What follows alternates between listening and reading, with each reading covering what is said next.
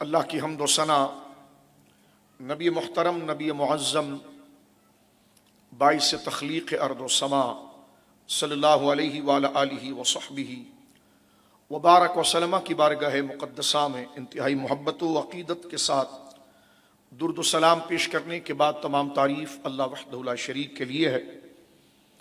درس نظام مصطفیٰ صلی اللہ علیہ وسلم کے مقدس عنوان سے ایک دفعہ پھر ہم اس مجلس میں حاضر ہیں، اور درس نظام مصطفیٰ صلی اللہ علیہ وسلم کو منعقد کرنے کا، منانے کا، اور اس میں درس قرآن کی محفل کو سجانے کا مقصد ہے کہ ہماری اخلاقیات، ہمارے اندر اعتقادی ایمانی درستگی آئے، اور ہم حسن معاشرت اپنی سوسائٹی، اپنے گھر، اپنے گرد و نواح، اپنے محلے، اپنے سماج و سوسائٹی کو جو اللہ اس کے رسول صلی اللہ علیہ وسلم اور حضور سید عالم صلی اللہ علیہ وسلم کا دیا ہوا دستور، اور وہ مبارک دستور جو ہمارے لیے حسن و کمال و امن کا تقاضا کرتا ہے، اس سے استفادہ کیا جائے، اور پھر تہذیب نفس، اپنے آپ کو بری خواہشات اور ہر اس مکروہ خیال اور طبیعت کو ہر اس غیر شرعی میلان سے روکا جائے کہ جو چیزیں طبیعت کا وہ میلان جو بعد میں چل کر ایک عادت کی شکل اختیار کرتا ہے، اور بندہ صرف ظاہر میں داڑھی ٹوپی اور نمازی شکل تک صرف مسلمان رہتا ہے، لیکن اسلام کا وہ رنگ، وہ دستور، وہ سلیقہ، وہ نیت کی درستگی، وہ اندر سے شفقت و مہربانی اور برے اخلاق کا تنفر ہونا، نکل جانا، وہ چیزیں رہ جاتی ہیں۔ تو درس نظام مصطفیٰ صلی اللہ علیہ وسلم کا مقصد بھی حسن اعتقاد اور حسن معاشرت اور تہذیب نفس ہے۔ اس کے بعد بھی اگر ہمارے اخلاقیات یہ رہے کہ ہمیں کھانے تک کا کوئی طریقہ نہ ہو، اور پروگرام ختم ہونے کے بعد دوڑ پڑیں کھانے کے پیچھے، لگے کہ یہ ایسے ہیں جیسے جنگل سے آئے ہیں، تو پھر میں بڑے معذرت سے کہوں گا کہ آپ تشریف نہ لایا کریں، اور اگر آپ تشریف لاتے ہیں تو بڑے مؤدبانہ طور پر عرض ہے کہ پھر مجھے اور آپ کو ان تمام باتوں پر عمل کرنا چاہیے۔ جو ہم سن رہے ہیں اس کا مذاق نہ بنائیں۔ زندگی بڑی تیزی کے ساتھ میری اور آپ کی گزر رہی ہے، جیسے ایک برف پگھلتا ہے، اور ہمارے کردار سے، ہمارے رویے سے پتہ چلے گا کہ ہم کتنے گہرے اور پختہ مسلمان ہیں۔ ہمارے رویے اور ہمارے اخلاق سے پتہ چلے گا کہ ہماری عبادتوں کو اللہ نے کس قدر قبول کیا ہے۔ ہماری تنہائی، ہماری انفرادی زندگی، ہم بند کمرے میں تنہا کیسے ہوتے ہیں، ہم اپنے معاملات اور ہمارے اپنے فائدے کے لیے لوگوں سے ملنے ملانے میں کیسے ہوتے ہیں، اس میں اگر ہمارے پاس وہ سارا دستور اور وہ تعلیم کی وہ روشنی آ گئی جو حضور علیہ الصلوۃ والسلام نے اپنی امت کے لیے پسند فرمایا اور آپ نے ذکر فرمایا ہے، تو یقیناً پھر امید رکھی جاتی ہے کہ اللہ رب العالمین نے ہماری اس بے ڈھنگی زندگیوں کے اندر سے کچھ چیزوں کو اپنے فضل سے ہماری مغفرت کے لیے قبول کیا ہے۔ یہ نہ کوئی سیاسی جلسہ ہے، نہ کوئی تنظیم کی بنیاد ہوتی ہے۔ سالہ سال سے اس پروگرام کا مقصد یہ ہوتا ہے کہ قرآن کو سننے کے بعد میرے اور آپ کے اندر کس قدر رویے کی سنجیدگی آتی ہے، کس قدر اعتقادی پختگی آتی ہے۔ میں اور آپ یہاں سے اٹھنے کے بعد اپنے گھر میں کس طریقے سے حضور کی سنت اور قرآن کریم کے فرامین کے مطابق ہوتے ہیں کہ نہیں ہوتے ہیں، یہ بڑی قابل توجہ بات ہے۔ اتنا بڑا اہتمام، یہ لاکھوں کا اہتمام، نہ کوئی کسی سے داد و تحسین کے لیے ہے، نہ کسی سے کوئی تعریف اور نعرہ سننا ہے۔ مقصد یہ ہے کہ چند نیک لوگ چاہتے ہیں کہ اللہ کا مال اللہ کی راہ میں دیا جائے، تو اس کا ایک طریقہ یہ ہے کہ لوگوں کو قرآن و سنت کی تعلیم سے آگاہی کی جائے۔ تو یہ مقصد ہوتا ہے۔ تو مجھے چاہیے کہ میں اور آپ بیٹھنے اٹھنے میں، کھانے پینے میں، لوگوں سے ملنے میں، شکل و صورت میں، تنہائی میں اور لوگوں کے سامنے ان تمام باتوں کو قبول کریں۔ ایک جانور کی طرح زندگی نہ گزاریں۔ مرنے کے بعد 100واں اور 40واں نہیں بخشواتا، مرنے کے بعد یہ قرآن کی بات بخشواتی ہے۔ اگر یہ ہے تو کچھ کسی کی دعا کام آ سکتی ہے، اور خدا نخواستہ اس پر عمل نہیں رہا تو چاہے پیچھے لاکھوں کا مال چھوڑ کر جائیں، مزے دوسرے کر رہے ہوں گے، قبر میں ہم کو جواب دینا ہوگا۔ لہٰذا بڑی تہذیب، اس لیے جمعے میں بھی کئی جمعوں سے میں اپنی اور آپ کی اصلاح کے حوالے سے چند اخلاقی موضوعات اور رویوں پر بات کر رہا ہوں۔ حضور نے فرمایا کہ مومن کا سب سے بھاری عمل جو اللہ کی بارگاہ میں ہے ترازو کے اوپر، وہ اس کا اخلاق اور رویہ ہے۔ اس پر غور کرنا چاہیے۔ ہم دین کے ایک رخ کو لیتے ہیں، دوسرے رخ کو چھوڑ دیتے ہیں۔ یہ یہودیوں کا طریقہ تھا جو قرآن کی آیت میں آپ کے سامنے پڑھ رہا ہوں۔ ہم دین میں سے ایک چیز کو چوز کر لیتے ہیں جو ہمارے لیے اچھی ہے۔ داڑھی رکھ لی، بہت اچھی بات ہے، اور جو اس کے مقابلے کی، جو اس کے ساتھ کی جو چیزیں، اس کو چھوڑ دیتے ہیں۔ صرف نماز پڑھ لی، جی بالکل اچھی بات ہے، لیکن اس کے درجے کی جو دیگر چیزیں ہیں جو اخلاقیات میں آتی ہیں، رویوں میں آتی ہیں، وہ چھوڑ دیتے ہیں۔ یہ یہودیوں کا طریقہ تھا کہ وہ آسانی کے لیے کسی ایک چیز کو پکڑ لیتے تھے اور پھر خوش فہمی میں مبتلا ہو جاتے تھے کہ ہم نے یہ ایک کام کر لیا ہے نا تو خدا ہمیں بخش دے گا۔ اس آیت جو ہے، یہ جو سورۃ البقرہ کی آیت نمبر 177 ہے، ان کے مکرو اور ان کے بچکانہ حرکت کا رد کیا گیا ہے کہ تمہیں کس نے کہہ دیا ہے کہ صرف ایک نیکی کرنے سے بخش دیے جاؤ گے؟ ادخلوا فی السلم کافہ، جب اسلام لائے ہو تو پھر پورا اسلام پر عمل کرنا ہوگا۔ 50-50 نہیں چلے گا۔ یہاں پر نعت سن لی اور داڑھی مڑ لی، تلاوت قرآن کر دیا، نماز کو چھوڑ دیا، نمازوں کی پابندی کر لی، ماں باپ کی نافرمانی کر لی، ماں باپ کی فرمان برداری کری، رشتہ داروں سے جھگڑ پڑے، رشتہ داروں کے ساتھ نیک ہو گئے تو مال حرام طریقے سے کما لیا، مال حلال طریقے سے کما لیا تو جناب جو ہے کہ جو عبادات کی ادائیگی ہے اس میں سستی برتی۔ تو میں اور آپ اپنی زندگی کے اندر کچھ چور بٹھائے ہوئے ہیں، اور یہ اللہ کا سچا کلام ہے جس کے بارے میں یقیناً کسی مسلمان کے لیے گمان نہیں کیا جا سکتا کہ وہ اللہ کے اس کلام کے اوپر کوئی شک کرے گا۔ لیکن اس آیت نمبر 177 جو ہے، یہ میرے اور آپ کی زندگی کے مکمل دستور کو بیان کرتی ہے۔ آج ہم نے درس نظام مصطفیٰ کیونکہ عمل کی طرف ہے، کھانا اگر آپ کو ایسے چاہیے تو ہم پیش کر دیا کریں گے تو آپ کھانا کھا لیا کریں، لیکن اگر درس کے لیے آئے ہیں تو پھر بیٹھنا اٹھنا، رویہ، اخلاق میرے اور آپ کے اندر اس قرآن کی نظیر کا، قرآن کی اس صورت کا، قرآن کے اس پیغام کا نظر آنا چاہیے۔ اس آیت کو آیت البر بھی کہتے ہیں، یہ قرآن کریم کے اندر اس کو آیت البر کہتے ہیں، یہ نیکیوں والی آیت ہے۔ میں پہلے اس کا ترجمہ کر دیتا ہوں، پھر اس کے بعد اس بات کو آگے لے کر چلتے ہیں۔ لیکن یہ ایسے نہیں ہے کہ اس کو ہم ایک درس تک باقی رکھیں، ہمیں وقتاً فوقتاً وقت نکال کر اس آیت کے اوپر دوبارہ غور کرنا چاہیے، تجدید کرنی چاہیے، ذہن کو گھمانا چاہیے، تاکہ یہ بنیادی اصول ہمارے پاس رہے کہ اللہ کی بارگاہ میں اصلاً نیکی کیا ہے۔ ایک نیکی کر رہے ہوں ہم اور اسی درجے کی دوسری نیکی کو چھوڑیں گے تو یہ نیکی نہیں ہوگی۔ مثلاً دیکھیں، کچھ چیزیں اعتقادی طور پر فرض ہیں، کچھ چیزیں اعمال کے طور پر فرض ہیں، کچھ چیزیں اخلاق کے طور پر فرض ہیں۔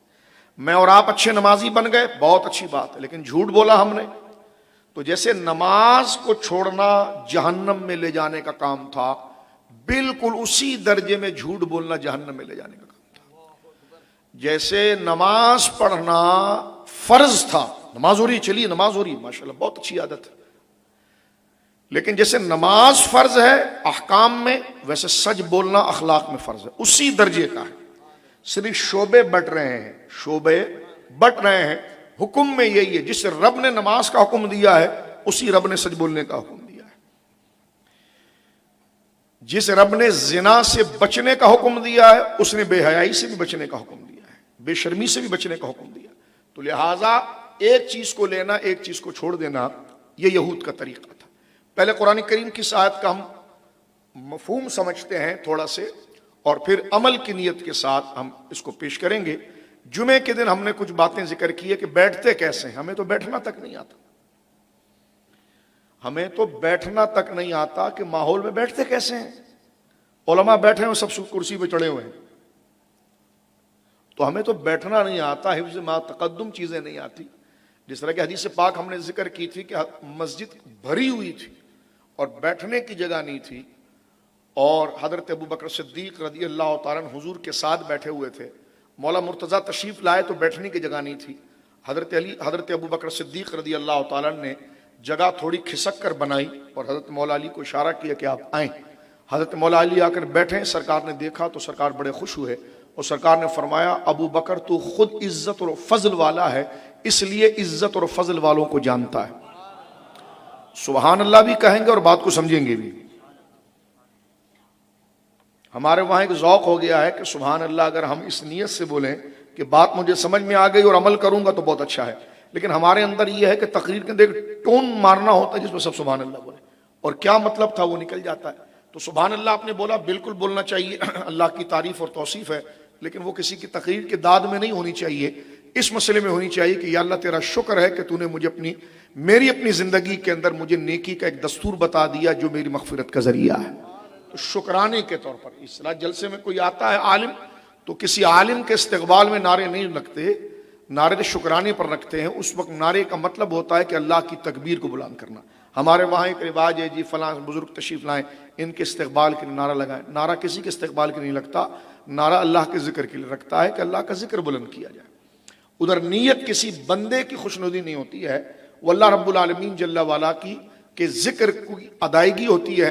ہاں اس میں ایک تعبیر یہ کر لی جائے, ہاں یہ عالم دین, یہ بزرگ اللہ کی طرف سے نعمت ہے, ہمارے رہنما ہیں, سیدھے راستے پر چلاتے ہیں, وہ آ گئے, اس شکرانے پر کسی نے نعرہ لگایا تو یہ بھی جائز ہے. تو ہمیں یہ چاہیے کہ ہم اگر نعرہ لگائیں یا سبحان اللہ کہیں تو اس میں نیت شکرانے اور اللہ کے ذکر کی ہونی چاہیے, نہ کہ زبان کی محض لذت حاصل کرنے کے لیے. تو اب آپ دیکھیے بیٹھنے کے آداب ہمیں آنے چاہیے, کھانے پینے کے آداب آنے چاہیے, پاکی اور صفائی کے آداب آنے چاہیے. لہذا جمعے کے دن میں میں نے یہ کچھ 4 جمعے ہو گئے ہیں جس میں ہم رویہ اخلاقیات پر گفتگو کر رہے ہیں. جو مستقل ہمیں سنتے ہیں بچے, میں ان سے عرض کروں گا کہ وہ جمعے کے خطاب کی طرف بھی توجہ کریں. وہاں پر صفائی سے متعلق, طہارت سے متعلق جو ضروری باتیں کی گئی ہیں اس میں بہت بڑا نفع ہمارے لیے پوشیدہ ہے. جب ہمارا ظاہر پاک رہے گا تو دل خود بخود پاک ہوگا, اس لیے کہ دل اور باطن جو ہے وہ ظاہر سے اثر رہتا ہے.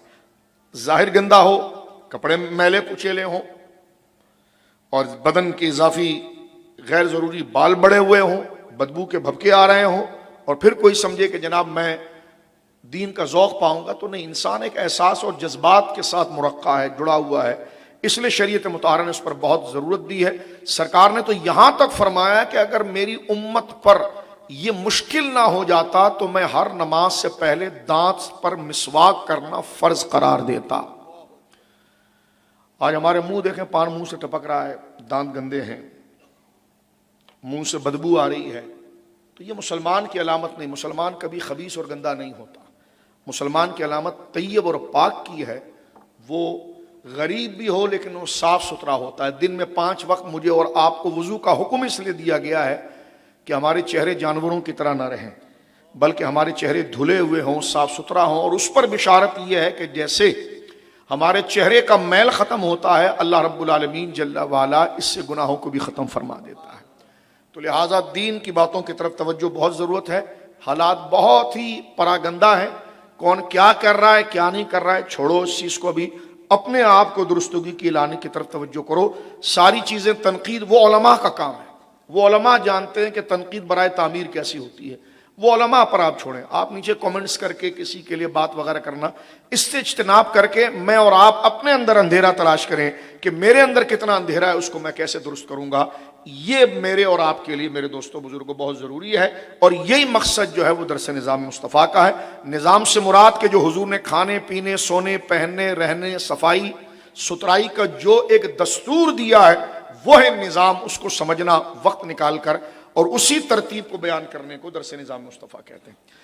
سورۃ البقرہ کی آیت نمبر 177 ہے. اس میں 3 چیزیں بیان کی گئی. یعنی انسان کے جتنے کمالات ہیں وہ تو بے شمار ہیں. ایک مومن کے جتنے کمالات ہیں, میں تقریر شروع کر چکا ہوں, ساری باتیں ضروری ہوں گی. ایک مومن کے جتنے کمالات ہیں وہ تو بے شمار ہیں, لیکن ان کو 3 شعبوں پر مشتمل کیا جا سکتا ہے. مومن کے کمالات کو 3 شعبوں میں سمرائز کیا جا سکتا ہے, بانٹا جا سکتا ہے. ایک حسن عقیدہ, ایک حسن معاشرت, ایک تہذیب نفس. اس کی وضاحت ابھی میں آگے کر دیتا ہوں. پہلے آیت کا ترجمہ سماعت فرمائیے مختصر. اعوذ باللہ من الشیطان الرجیم، آیت نمبر 177 سورۃ البقرہ۔ لیس البر ان تولوا وجوہکم قبل المشرق والمغرب، اصل نیکی یہ نہیں ہے کہ تم اپنا منہ مشرق کی طرف پھیر لو یا مغرب کی طرف پھیر لو، ولکن البر من آمن باللہ والیوم الآخر والملائکۃ والکتاب والنبیین، بلکہ اصل نیکی یہ ہے کہ وہ شخص جو ہے وہ پہلے اللہ پر ایمان لائے، قیامت کے دن پر ایمان لائے، فرشتوں پر ایمان لائے، اللہ کی ساری کتابوں پر ایمان لائے، اللہ کے نبیوں پر ایمان لائے۔ پہلے اوپر کہہ دیا کہ لیس البر، یہ کوئی نیکی نہیں ہے کہ یہودی کہے کہ میں مشرق کی طرف منہ کر کے نماز پڑھوں گا اور عیسائی کہے میں مغرب کی طرف کروں گا، صرف منہ ادھر کر کے کرنا، اس کے بعد سارا کام دین کے خلاف کرنا، اللہ نے فرمایا یہ کوئی نیکی نہیں۔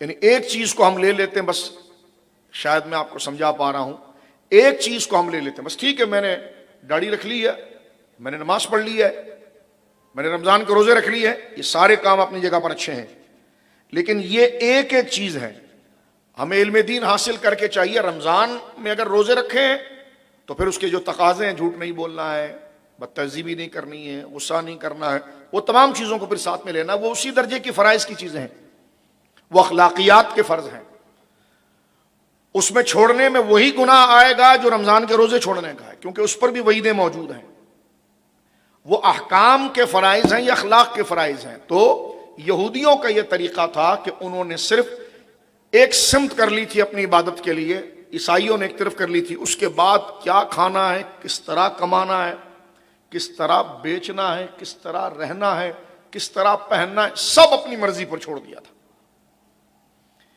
اور دین کے خلاف تھا۔ تو رب کریم نے یہاں پر مسلمانوں کو تنبیہ کی ہے کہ دیکھو یہ تم نے نہیں کرنا ہے۔ فرمایا لیس البر ان تولوا وجوہکم قبل المشرق والمغرب، اصل میں نیکی یہ نہیں ہے، اصل نیکی یہ نہیں ہے کہ تم قبلے کی طرف منہ کر کے نماز پڑھو۔ یہ نیکی بنے گی کب؟ پہلے حسن عقیدہ کی چیز بتا دی، جب تم اللہ پر ایمان لاؤ گے، اللہ کا انکار کر رہے ہو اور پھر قبلے کی طرف منہ کر رہے ہو، وہاں پر حضرت عزیر کو خدا کا بیٹا بنایا ہوا اور مشرق کی طرف منہ کرا ہوا ہے، حضرت عیسیٰ کو خدا کا بیٹا بنایا معاذ اللہ اور وہ مغرب کی طرف منہ کر رہا ہے، تو اللہ نے فرمایا یہ کون سی نیکی ہے؟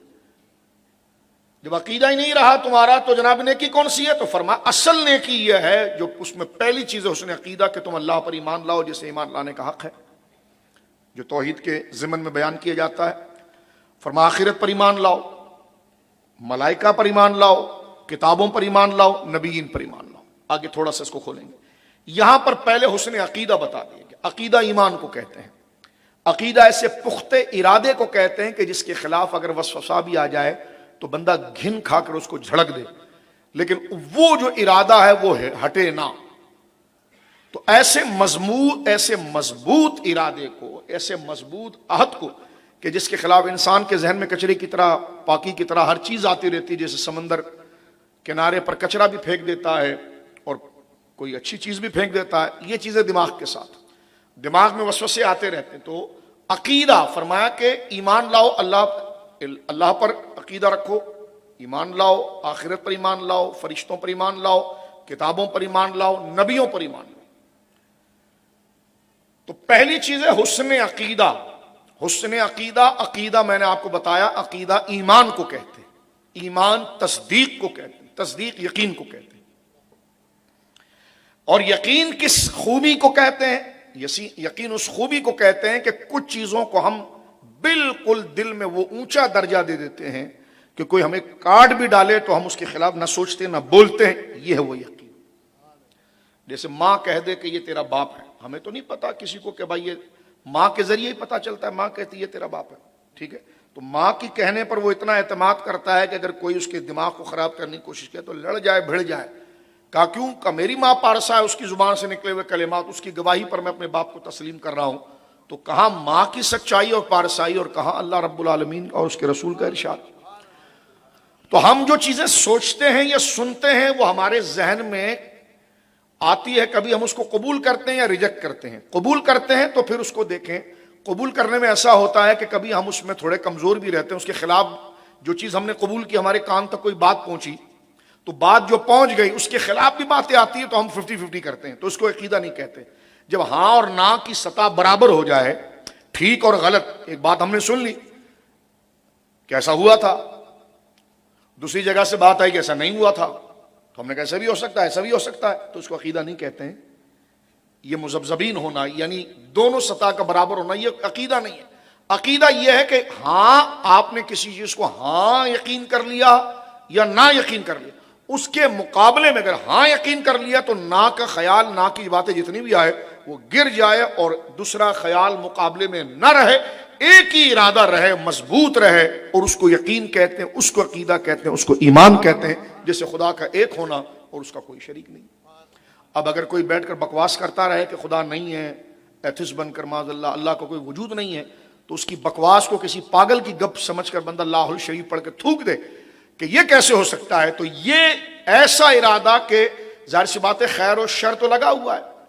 آپ اگر خدا کی وحدانیت، نبی کریم کی ختم نبوت، فرشتے، قرآن کے بارے میں عقیدہ رکھتے ہیں، تو مارکیٹ میں کئی ایسے جہنم کی طرف بلانے والے لوگ، ایسی کتابیں، ایسی آواز، ایسا لٹریچر، سوشل میڈیا پر ایسی سلوگن کہ جناب قرآن اللہ کی کتاب نہیں ہے، قرآن میں تو یہ بھی غلطی ہے، معاذ اللہ اپنی طرف سے جھوٹ۔ حضور کہاں سے آخری نبی ہو گئے؟ حضور کے بعد بھی جناب نبوت ہو سکتا ہے، نبی آ سکتے ہیں علیہ باللہ۔ تو یہ بکواسات ہم سنتے ہیں، تو لہٰذا عوام کا یہ فرض ہے کہ اس میں مبتلا ہونے کی بجائے بالکل وہاں سے اپنے راستے کو بند کریں۔ ہاں، یہ علماء کی ذمہ داری ہے کہ دلائل سے ان کا رد کرنے کے لیے ضرورتاً علماء ان کے اعتراض کو پڑھتے ہیں۔ اعلیٰ حضرت امام علیہ سنت نے بھی لکھا ضرورتاً۔ آج تو عوام اتنی فاسٹ ہو گئی ہے کہ جناب عوام کا حال یہ ہے کہ وہ ہر بد مذہب کے کومنٹس پڑھ رہی ہے۔ قادیانی اگر کہیں پر ختم نبوت کے خلاف نیچے کومنٹس دکھ رہا ہے تو وہ بھی پڑھ رہی ہے، وہ بھائی بلاک کرو، اس خبیث کو دفاع کرو۔ رافضی صحابہ کے خلاف لکھ رہا ہے تو وہ کومنٹس پڑھ رہی ہے۔ اس کو آپ جب آپ نے آپ کوئی مناظر اعظم ہو گئے، آپ کوئی محقق اعظم ہو گئے، آپ کس استاد سے سمجھ رہے ہیں؟ آپ خود سے کیسے تبصرہ کر رہے ہیں؟ دو باتیں آپ نے نہیں مانی، تیسری اس کی کوئی غلط بات اگر آپ کے دل پر لگ گئی تو یہ کیسے ہو سکتا ہے؟ تو لہٰذا عوام الناس کے لیے تو یہ ہے کہ جو عقیدہ اسلامی ہے بس اس پر آنکھ بند کر کے سیدھا اسی پر چلنا ہے۔ اقرار باللسان، تصدیق بالقلب۔ ایسی کوئی بولی، ایسی کوئی تقریر، ایسی کوئی کتاب، ایسی کوئی مجلس، ایسی کوئی گیدرنگ، ایسا کوئی ماحول جہاں توحید کے خلاف، اسلام کے خلاف، رسول اللہ صلی اللہ علیہ وسلم کی رسالت کے خلاف، الیاذ باللہ ختم نبوت کے خلاف، صحابہ کی عظمت و شان کے خلاف، اہل بیت کے خلاف، علماء کا جو مرتبہ اور مقام اسلام ہے اس کے خلاف، تو ان خبیثوں سے مکمل اپنا رابطہ توڑیں، کیونکہ اللہ نے آپ پر یہ ضرورت نہیں رکھی تھی۔ آپ کو فرماتا قوا انفسکم، خود کو جہنم سے بچاؤ۔ ہاں، یہ علماء کی ذمہ داری ہے کہ اگر وہ معاشرے کے اندر ان کا فتنہ بڑھ رہا ہے تو وہ علماء ہیں جن کو آپ فالو کریں گے، وہ علماء دلائل کے ساتھ اس کا رد کریں گے، کیونکہ آج ایک یلغار ہو چکی ہے، شک کی، شکوک کی یلغار ہو چکی ہے۔ تو لہذا اپنے آپ کو حسن عقیدہ جو اس کا باب ہے کہ دل اور ایمان جو ہے اس سے باغی نہ ہو جائے۔ میں اس پر ایک واقعہ سنا کر آگے بڑھتا ہوں۔ امام بخاری رحمۃ اللہ علیہ کے دادا استاد ہیں۔ خواب کا علم بہت باریک اور مخفی علم ہے، اچھے کو نہیں سمجھ میں آتا، کیونکہ خواب میں جو بندہ دیکھتا ہے وہ کیا ہو، اس کی کیا تعبیر کرے۔ تو یہ خاص اللہ رب العالمین کا عطیہ ہوتا ہے کہ اس راز غیب کو جاننے والے کچھ علماء ہوتے ہیں۔ ان میں ایک بہت بڑا نام امام محمد بن سیرین کا ہے رحمۃ اللہ تعالی علیہ۔ امام بخاری نے ان سے کئی حدیثیں لی ہیں محمد بن سیرین سے۔ ان کے پاس بڑی مشہور روایت مشکات میں بھی ہے، دو بد مذہب قسم کے لوگ آئے۔ اس وقت تو سوشل میڈیا نہیں تھا، لیکن پھر بھی بد مذہب جو تھے، خوارج تھے، روافظ تھے، وہ پھرتے تھے صحابہ کے خلاف بات کرنا، قرآن کے اندر آیت نکال کر جناب جو ہے وہ کہ خلق قرآن کے قرآن اللہ کا کلام نہیں ہے، یہ مخلوق ہے، اس کو جناب جو ہے کہ وہ غیر مخلوق نہیں کہہ سکتے۔ اس قسم کے وہ علمی عقلی گتھیوں کو، اور ہمیشہ ایسے لوگ جو ہوتے ہیں جو اسلام کے خلاف کام کرتے ہیں، وہ اسلام کے اوپر عقلی اعتراضات جہالت میں قائم کرنے کی کوشش کرتے ہیں، کیونکہ عقلی اعتراضات جو ہوتے ہیں ان کے وہ کسی اصول کے پابند نہیں ہوتے، وہ اسلام کے نظم کو نہیں جانتے، قانون کو نہیں جانتے، ایک سوالات کرتے ہیں۔ ویسے لوگ اکثر ریاستوں اور حکومتوں پر زیادہ اثر انداز ہوتے ہیں، کیونکہ حکومتوں کا تو حال یہ ہے کہ ایک دن اگر وزیر اعظم نے نماز پڑھ لی تو اخبار میں آ جاتا ہے، دوسرے دن قل اللہ احد بھول گئے، ان کو کچھ نہیں پتا، تو وہ چاہتے ہیں کہ ہمارے لیے کوئی ریلیف نکلے۔ تو ایسے جس طرح آج موجودہ دور میں غامدی، پہلے دور میں جناب ملا فضل اکبر کے دور میں، اس سے پہلے چلے جائیں حضرت امام احمد کے دور کے اندر خوارج، وہ اپروچ کرتے ہیں گورنمنٹ کی طرح اور ان گورنمنٹ کے لوگ، یعنی گورنمنٹ سے مراد جو ریاستی طاقتیں جن کے پاس ہوتی ہیں، ان میں اکثر وہ لوگ ہوتے ہیں جو قرآن، جو اسلام کے قوانین اور ضابطے سے بے خبر ہوتے ہیں کہ قرآن کا یا اسلام کا یا دین کا یہ مسئلہ اگر ثابت ہوا ہے تو اس کے پیچھے کیا اصول ہیں، اور کون اسلام کے اصول سے کوئی مسئلہ ثابت ہوتا ہے تو اس کی کیا حیثیت ہوتی ہے، آیات سے کیسے مسئلہ اخذ کیا جاتا ہے، اس سے ان کو سروکار نہیں ہوتا۔ جیسا آج گاندھی نے ایک شوشہ چھوڑ دیا اوپر کہ جناب رجم کی کوئی سزا ہی نہیں ہے، رجم تو کوئی چیز ہی نہیں ہے۔ اب وہ لے کے قرآن میں تو بتائیے آپ چیزیں، ناسخ منسوخ کوئی چیزیں نہیں ہے، اب آئے تو بتائیں۔ جنرل مشرف کے دور میں دیکھیے جناب حدود آرڈیننس کے حوالے سے زنا بالرضا زنا بالجبر کا یہ شوشہ اس نے چھوڑ دیا اور اللہ کی حد کو توڑا، وہ بھی انجام پر پہنچا، ملک کو کتنا نقصان پہنچا۔ تو یہ وہ لوگ اوپر سے اثر انداز ہونے کے بعد پھر جب ریاستی ادارے ان کے ہاتھ میں آتے تو پھر طاقت ان کے ہاتھ میں آتی۔ جیسے آج دیکھیں قادیانیت، سپریم کورٹ لکھ رہا ہے کہ جناب قادیانی مسلمان نہیں ہے، غیر مسلم اقلیت ہے، لیکن پھر بھی آپ جائیے ایف آئی آر کٹانے، آپ کی ایف آئی آر نہیں کٹتی۔ جب بھی آپ آئین کے تحت اپنا حق مانگنے جائیں تو آپ کو نکو چنے چبوا دیے جاتے ہیں۔ تو اس کی وجہ ان لوگوں کی خواہشات کا ہونا اور دونوں کو راضی رکھنے کا ہونا۔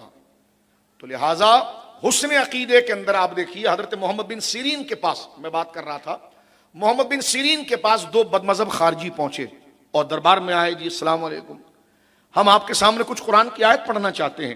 آپ نے فرمایا کوئی ضرورت نہیں، یہ وہ بندہ بول رہا ہے جن سے صحیح بخاری کے اندر روایت موجود ہے، اور ہمارے کے ساتھ بک بک بک بک بک بک کر رہے ہوتے ہیں۔ کہا ہم آپ قرآن کی کچھ آیت پڑھنا چاہتے ہیں، کہا کوئی ضرورت نہیں، آپ جائیں یہاں سے،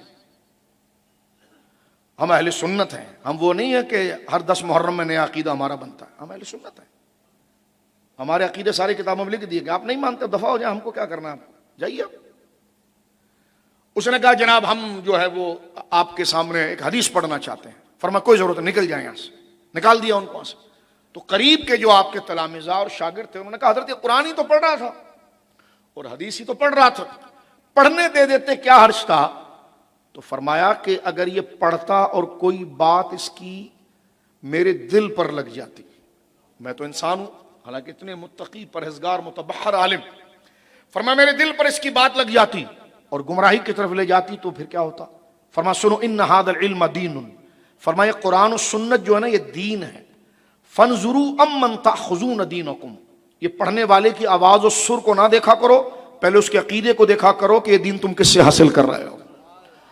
تو یہاں پر یہ بات بیان کی گئی ہے کہ لیس البر ان تولوا وجوہکم قبل المشرق والمغرب، یہ نہیں ہے کہ تم کتاب اٹھا کر صاف ستھرے کپڑے پہن کر نکل پڑو اور نمازوں کی طرف آ جاؤ، صرف یہیں تک رک جاؤ۔ فرمایا نہیں، اپنے عقیدوں کو پہلے پختہ کرو، حسن عقیدہ، پہلے اپنے عقیدوں کو پختہ کرو اور ایمان لاؤ اللہ پر، آخرت پر، فرشتوں پر، کتابوں پر، نبیین پر، اور پھر حسن معاشرت کے لیے یہاں پر ذکر کیا گیا۔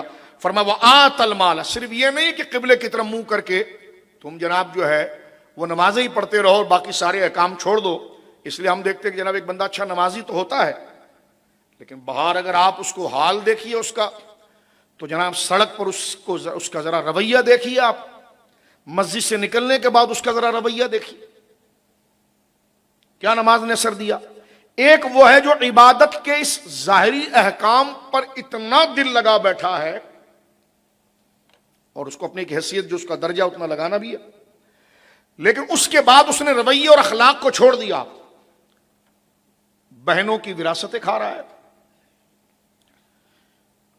رشتوں کی طرف اس کو کوئی توجہ نہیں ہے، غریب رشتہ دار عزیز و اقارب کے ساتھ مہربانی، کسی کے ساتھ اخلاق رویہ، پڑوس اڑوس کے ساتھ کچھ نہیں ہے، یہ ایک ایکسٹریم پہ چلا گیا۔ اللہ نے فرمایا یہ کوئی نہیں کی۔ ایک وہ یہ ہے کہ وہ بہنوں کا بھی خیال کر رہا ہے، لوگوں کو روٹی بھی کھلا رہا ہے، چاول بھی کھلا رہا ہے، کما کے بھی کھلا رہا ہے، ٹھیک ہے، لیکن عقیدہ خراب ہے، یہ بھی ایکسٹریم پر ہے۔ تو ہر ایک نے ایک ایک پکڑا ہے، ایک فلاحی کام کر رہا ہے تو ضروری نظریات کو اس نے چھوڑ دیا، ایک نظریات پر آیا ہے تو وہ فلاح اور قریب کے جو رشتہ داروں کے احکام، تہذیب نفس اس نے معاشرت اس کو چھوڑ دیا۔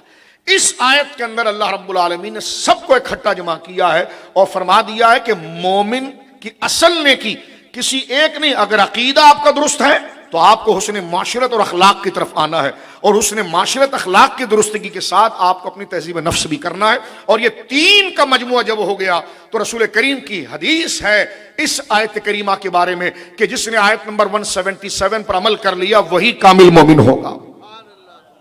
فرمایا اصل یہ نیکی نہیں ہے کہ تم اپنا منہ مشرق اور مغرب کی طرف پھیر لو، لیکن اصل نیکی اس شخص کی ہے جو اللہ پر ایمان لائے، آخرت پر ایمان لائے، فرشتوں پر، کتابوں پر، نبیوں پر۔ یہ حسن معاشرت، حسن عقیدہ۔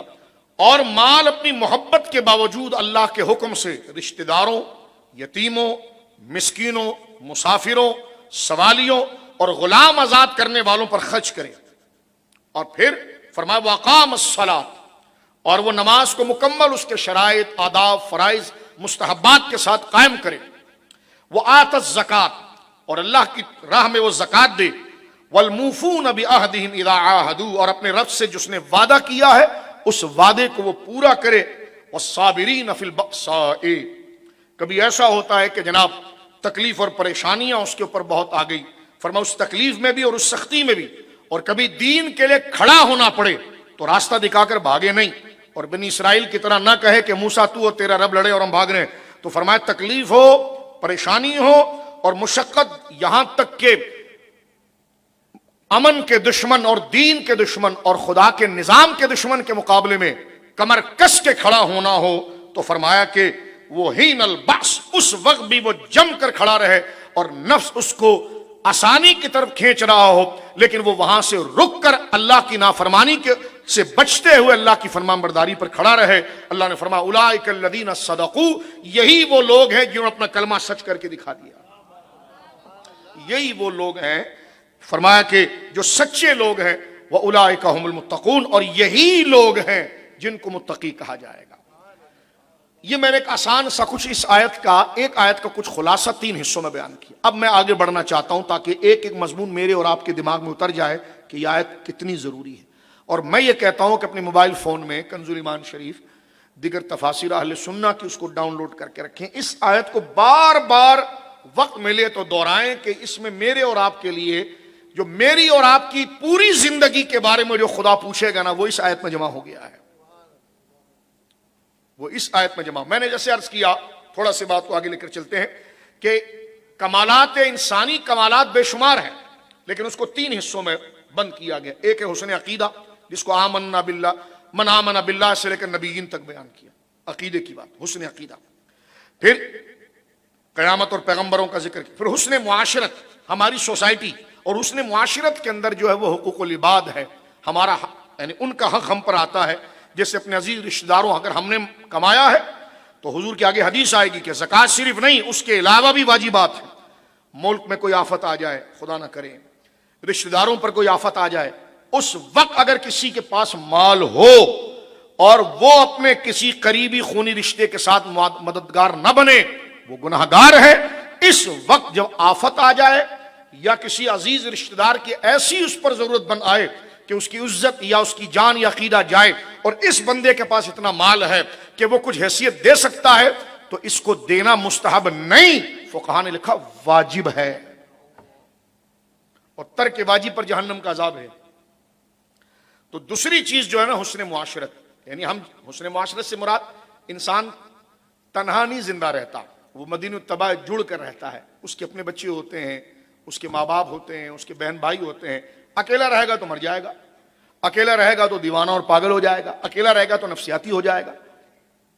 اس لیے معاشرت، جو قریبی رشتے، کچھ رشتے وہ ہیں جو خونی رشتے جن سے ہمارا نسبی تعلق ہے، ہماری بہن، ہمارے بھائی، ہمارے والدین، ہماری جو محرم رشتے ہیں، خالائیں ہیں، پھوپھیاں ہیں، بھتیجیاں ہیں، بھانجے ہیں، اور ایک رشتہ ہمارا دینی ہے مسلمانوں کے ساتھ۔ تو اللہ رب العالمین جل وعلا کا ارشاد یہ ہے کہ عقیدہ تمہارا اگر درست ہے تو پھر حسن معاشرت کی طرف تمہیں توجہ دینی چاہیے کہ تمہاری ذات سے دوسرے کو نفع پہنچے، بالخصوص اگر تمہارا خونی رشتہ دار یہاں سے دیگ اٹھا کر سرجانی میں بانٹ رہا ہے، جو تیرے گھر کے اندر، تیرے پڑوس میں تیری بہنیں بھوکی، ان کو کیوں نہیں دے رہا؟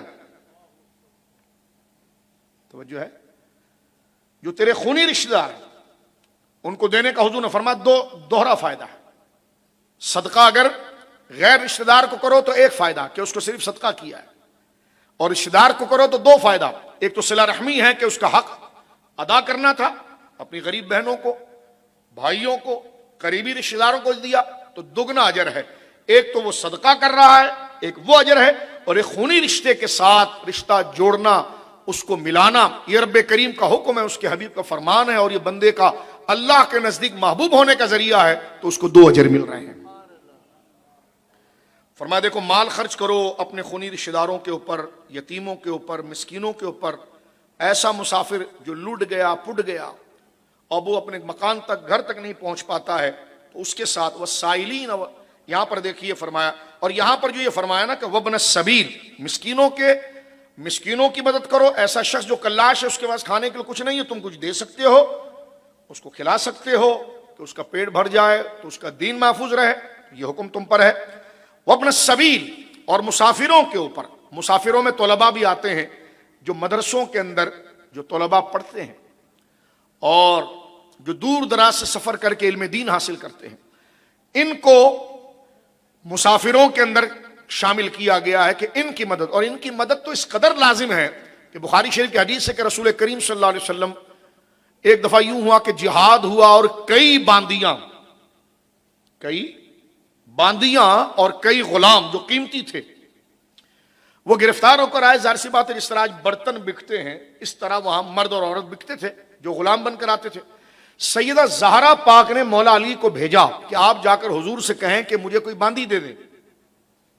ایک تو وہ ہے نا کہ سیدہ زہرا پاک خود گئی، تسبیح فاطمہ دیا گیا، یہ واقعہ دوسرا ہے۔ فرمایا کہ مولا علی کو بھیجا، علامہ علی کہتے ہیں کہ مولا علی جب پہنچے تو اس کا باب جو ہے، ٹائٹل سبجیکٹ جو باندھا امام بخاری نے وہ یہ ہے کہ اس باب و ایثار النبی صلی اللہ تعالی علیہ وسلم اہل الصفۃ والاراملہ حین سألت فاطمہ رضی اللہ، حضور علیہ الصلوۃ والسلام نے اپنی بیٹی فاطمہ کے اوپر ترجیح دی، فوقیت دی۔ کس کو فوقیت دی؟ فرمایا صفہ کے طالب علموں کو فوقیت، اور بیواؤں کو۔ جب مولا علی آئے کہنے کہ حضور دو غلام دیجئے، سرکار فرمایا ایک غلام بھی نہیں دوں گا، اس لیے کہ یہ جتنے میرے مدرسے صفہ، میں اس کا پرنسپل ہوں، میں اس کا ایڈمنسٹریٹر ہوں، میں اس کا منتظم ہوں، یہ جتنے بچے آ کر یہاں پڑھ رہے ہیں، یہ جتنے صحابہ یہاں پر آ کر پڑھ رہے ہیں، ان کا کھانا لباس میرے اوپر ہے، یہ سب بیچ کر میں ان پر خرچ کروں گا۔ امام بخاری نے ادھر باب باندھا ایثار النبی اہل الصفۃ والاراملہ حین سألت فاطمہ الطحنہ۔ فرمایا جب حضرت فاطمہ نے آٹا گوندنے کے لیے، گھر کی صفائی کے لیے ایک باندی کا سوال کیا تو ایثار النبی، سرکار نے اپنی بیٹی کی ضرورت پر ترجیح دی ہے، فوقیت دی ہے اپنے مدرسے کے ان طلباء کو۔ تو فرما حسن معاشرت کے ساتھ ساتھ یہ حسن عقیدے کے ساتھ ساتھ یہ حسن معاشرت ہے۔ اور تیسری چیز جو آخری ہے، پھر آگے بڑھتے ہیں، تہذیب نفس۔ تہذیب نفس ذرا موٹا لفظ ہے، غیر عالم یا اخلاقیات، فلسفہ اخلاق اسلامیہ کو جو نہیں سمجھتا اس کے لیے بار ہوتا ہے۔ تو اس کا آسان معنی یہ ہے تہذیب نفس کا کہ تنہا اپنی طبیعت کو اتنا باکمال بنانا کہ وہ شریعت پر کھڑی رہے۔ نماز کا وقت ہو تو طبیعت اتنی ہونہار، باصلاحیت، ذوق پکڑ چکی ہو کہ وہ نمازوں سے بھاگے نہیں، نیکی کے سے بھاگے نہیں، یعنی انفرادی طور پر الگ الگ ہر بندہ اپنے حال کو شریعت کے مطابق کرے۔ اس کے لیے کیا ضرورت ہے؟ ماحول۔ تو پہلے اپنے ماحول درست کرے، نیک لوگوں کی صحبت۔ تو تہذیب نفس، نفس کا معنی خواہش کے بھی ہوتا ہے، نفس کا معنی ذات کے بھی ہوتا ہے، نفس کا معنی ارادے کی بھی، نفس کے کئی معنی۔ نفس کا یہاں پر معنی، تہذیب نفس کا معنی خواہش۔ تہذیب کا معنی یہ ہے کہ جس طرح کے صاف کپڑے کے اوپر گندگی لگ جائے تو ہم جھاڑتے ہیں اور وہ مٹی گر جاتی، کپڑا صاف ہو جاتا ہے نا، تو یہ تہذیب صوف ہے کہ کپڑے کو صاف کرنا۔ تو تہذیب نفس یہ ہے اپنے خیال کو پاک کرنا، اور خیالات کو پراگندہ، خیالات کو ناپاک کرنے والی چیز کیا ہوتی ہے؟ خیالات کو پاک کرنے اور ناپاک کرنا، یہ دو طریقوں سے آتا ہے۔ ایک ہے ہماری آنکھ اور ہمارے کان، اور دوسری ہماری گیدرنگ اور دوستی۔ آنکھ جو دیکھے گی نا اور کان جو سنے گا، قرآن نے کہا ہے کہ ان دونوں سے پوچھا جائے گا۔ آنکھ جس چیز کو دیکھے گی دل اس کو پسند کرے گا، کان جس کو سنے گا دل اس کو پسند کرے گا. اس لیے شریعت مطہرہ نے سورہ نور کے اندر مردوں کو آنکھوں کو نیچے رکھنے کا حکم دیا. ایسی چیزوں کو دیکھنے سے منع کیا گیا ہے. توجہ کرنا نوجوانوں کہ جس کے دیکھنے سے خدا ناراض ہوتا ہے یہ کہ دیکھیں نا، جس طرح فرمایا کہ حدیث میں آیا کہ گانا بجانا زنا کا منتر ہے. بہت سی نگاہیں زانی ہیں، یعنی وہ گناہ کا سرزد ہو جانا وہ تو بعد میں ہے معاذ اللہ. اسلام وہ مبارک دین ہے کہ جو بندہ گڑھے میں گر جائے وہ گرنے نہیں دیتا، پہلے انسٹرکشن اور ہدایات کے ذریعے اس کو روکتا ہے. مشرف صاحب کے دور میں کہا گیا ہے یہ شار فیصل کے اوپر اتنے آپ نے جو برہنہ عورتوں کی تصویریں لگائی ہیں تو وہ ہنس کے لگے کہنے لگے اس سے کیا ہوتا ہے. میں نے کہا اس سے ایسے ہی ہوتا ہے جیسے آپ پیدا ہوئے ہیں. جی جو آپ بول رہے ہیں، کیونکہ آنکھیں دیکھیں گی تو دماغ پراگندہ ہوگا. سرکار دو عالم صلی اللہ علیہ وسلم کے ساتھ ایک شخص تھا، وہ غیر محرم عورت کو دیکھ رہا تھا، سرکار نے اس کی آنکھ پہ ہاتھ رکھ دیا. میں بہت اجمال میں روایت پڑھ رہا ہوں. فرما آنکھیں نیچے کرو. آنکھیں دماغ کے لیے اور احساس کے لیے بطور چمچے کے ہوتے ہیں، معاون کے ہوتے ہیں. جو کان سنے گا بندہ اسی پر توجہ کرے گا، جو آنکھیں دیکھے گی اسی پر توجہ کرے گا. لہذا آنکھوں کی حفاظت اور کانوں کی حفاظت یہ تقوی کا اعلیٰ مقام ہے. اس کو کہتے ہیں تہذیب نفس. خواہشات جو اندر سے جاگتی ہے، یہ جو یادیں اندر سے بری جاگتی ہے، تو یہ اندر پیغام کس نے پہنچایا؟ اس کو آنکھ نے پہنچایا اور کان نے پہنچایا. آنکھ نے اگر خیر چیزوں کو دیکھا تو اندر ذکر الہی، نماز، روزہ، تلاوت قرآن، عشق رسول، ماں باپ کا احترام، یہ تو آنکھ نے خیر کو اندر پہنچایا تو خیر کا جذبہ آیا. کانوں سے خیر پہنچا تو خیر کا جذبہ آیا. میرے نوجوانوں دوستو، اور اگر آنکھوں نے بدی کو دیکھا، کانوں نے بدی کو سنا، تو یہ نہیں ہو سکتا ہے کہ جناب آپ جو ہے کہ وہ چنے کو بوئیں اور گندم کی امید رکھیں کہ گندم اگے گا. آپ نے اگر آنکھ، بلا تشبیہ میں نے موٹی مثال آپ کو دی ہے، آنکھ اور کان اگر بدی کو اندر لائیں گے تو خواہشات بدی کے ہی ہوں گے. اور اگر آنکھ اور کان خیر کا مشاہدہ کریں گے جس کا حکم شریعت دیتی ہے، جو آگے چل کے ہمیں علم دین حاصل کرنا چاہیے، کیا کیا چیزیں ہیں، اس کے ذریعے دل خیر کی طرف ہوتا. اگر خدا نہ خواستہ انسان ہے، آگے بڑھ کر بات کرنا چاہتا ہوں، جملہ میرا مکمل نہیں ہوا ہے، اگر وہ خطا کر جائے تو اس کے نفس لوامہ، اس کی ایسی اندر خواہش، ایک تو ہمارے اندر خواہش کی 3 قسمیں ہیں. نفس کی تعریف تصوف میں سب سے مشکل ہے، 100 تعریفیں کی گئی ہیں. دیکھو خواہشات جو اندر سے جاگتی ہیں وہ 3 صورتوں کے اختیار کرتی ہے. ایک اتنی بدماش ہو جاتی ہیں، ہماری بعض طلب، خواہش، ارادہ اتنا خراب ہو جاتا ہے جیسے کفار کا ہے کہ اس سے کوئی پرواہ نہیں. نفس امارہ وہ گناہ کی طرف ابھارتا ہے، اس کو لذت ہی گناہ سے آتی ہے. شرک کر رہا ہے، وہ کفر بک رہا ہے، حضور کے دین کے خلاف کام کر رہا ہے الیاذ باللہ، لیکن اس میں اس کو لذت آ رہی ہے. تو یہ نفس امارہ ہے، یہ کافر کا نفس ہوتا ہے، یہ اس کی خواہش ہوتا ہے. مومن کے لیے، جو میرے جیسے آپ جیسے جو لوگ ہیں، خدا ہمیں اسی درجے پر رکھے اور آگے بڑھا دے، وہ نفس لوامہ ہے. اگر خطا اس سے سرزد ہو جاتی ہے تو اندر سے گلٹی فیل ہوتا ہے. شرم تجھے نہیں آتی تو خدا کو کیا جواب دے گا؟ مرے گا نہیں. کن کا مرید ہے تو؟ کن کی صحبت میں بیٹھتا ہے؟ چہرہ دیکھ، داڑھی ہے، نمازیں تو پڑھتا ہے، اپنی امی کو دیکھ، اپنے والد کو دیکھ، کتنے لوگ نیک لوگ ہیں. یعنی وہ گرد و نواز سے اچھائیوں کو ابھار کر بندے کو شرمندہ کرتا ہے کہ اتنا غلط کام تم نے کیا، تو بندہ کام کے کہتا ہے یا اللہ میں توبہ کرتا ہوں. یہ نفس لوامہ والے ہیں. یہ بھی جنتی لوگوں کی نشانیاں ہیں کہ جن کا نفس ان کو وہ حق کی طرف بلانے والا ہے اور اس کو پریشان کرتا ہے اور اس کی غلطی کے اوپر اس کو نادم و شرمسار کرتا ہے کہ رب کریم نے تجھے اتنی نعمتیں دی ہیں، تو رب کی اعلانیہ ناشکری کر رہا ہے. نبی کریم علیہ الصلوۃ والسلام کے بارے میں تیرا عقیدہ ہے کہ تیرے اعمال نبی پاک صلی اللہ علیہ وسلم کی قبر شریف میں پیش ہوتے ہیں، پھر بھی تو یہ حرکت کر رہا ہے جب عمل سرکار کے سامنے پیش ہوگا. حضرت ابو دردہ رضی اللہ تعالیٰ عنہ کے ماموں ہیں حضرت عبداللہ بن رواحہ رضی اللہ عنہ، جو موتوں میں شہید ہوئے ہیں. تو حضرت ابو دردہ رضی اللہ تعالیٰ عنہ کو کسی نے کہا یہ کام آپ کر لیں، کہنے نہیں میرے ماموں کو پسند ہے. کہا وہ تو انتقال کر گئے. کہا حضور سے میں نے سنا ہے کہ اپنے جو قریبی رشتہ دار ہوتے ہیں انتقال کے بعد زندوں کے اعمال ان پر پیش کیے جاتے ہیں.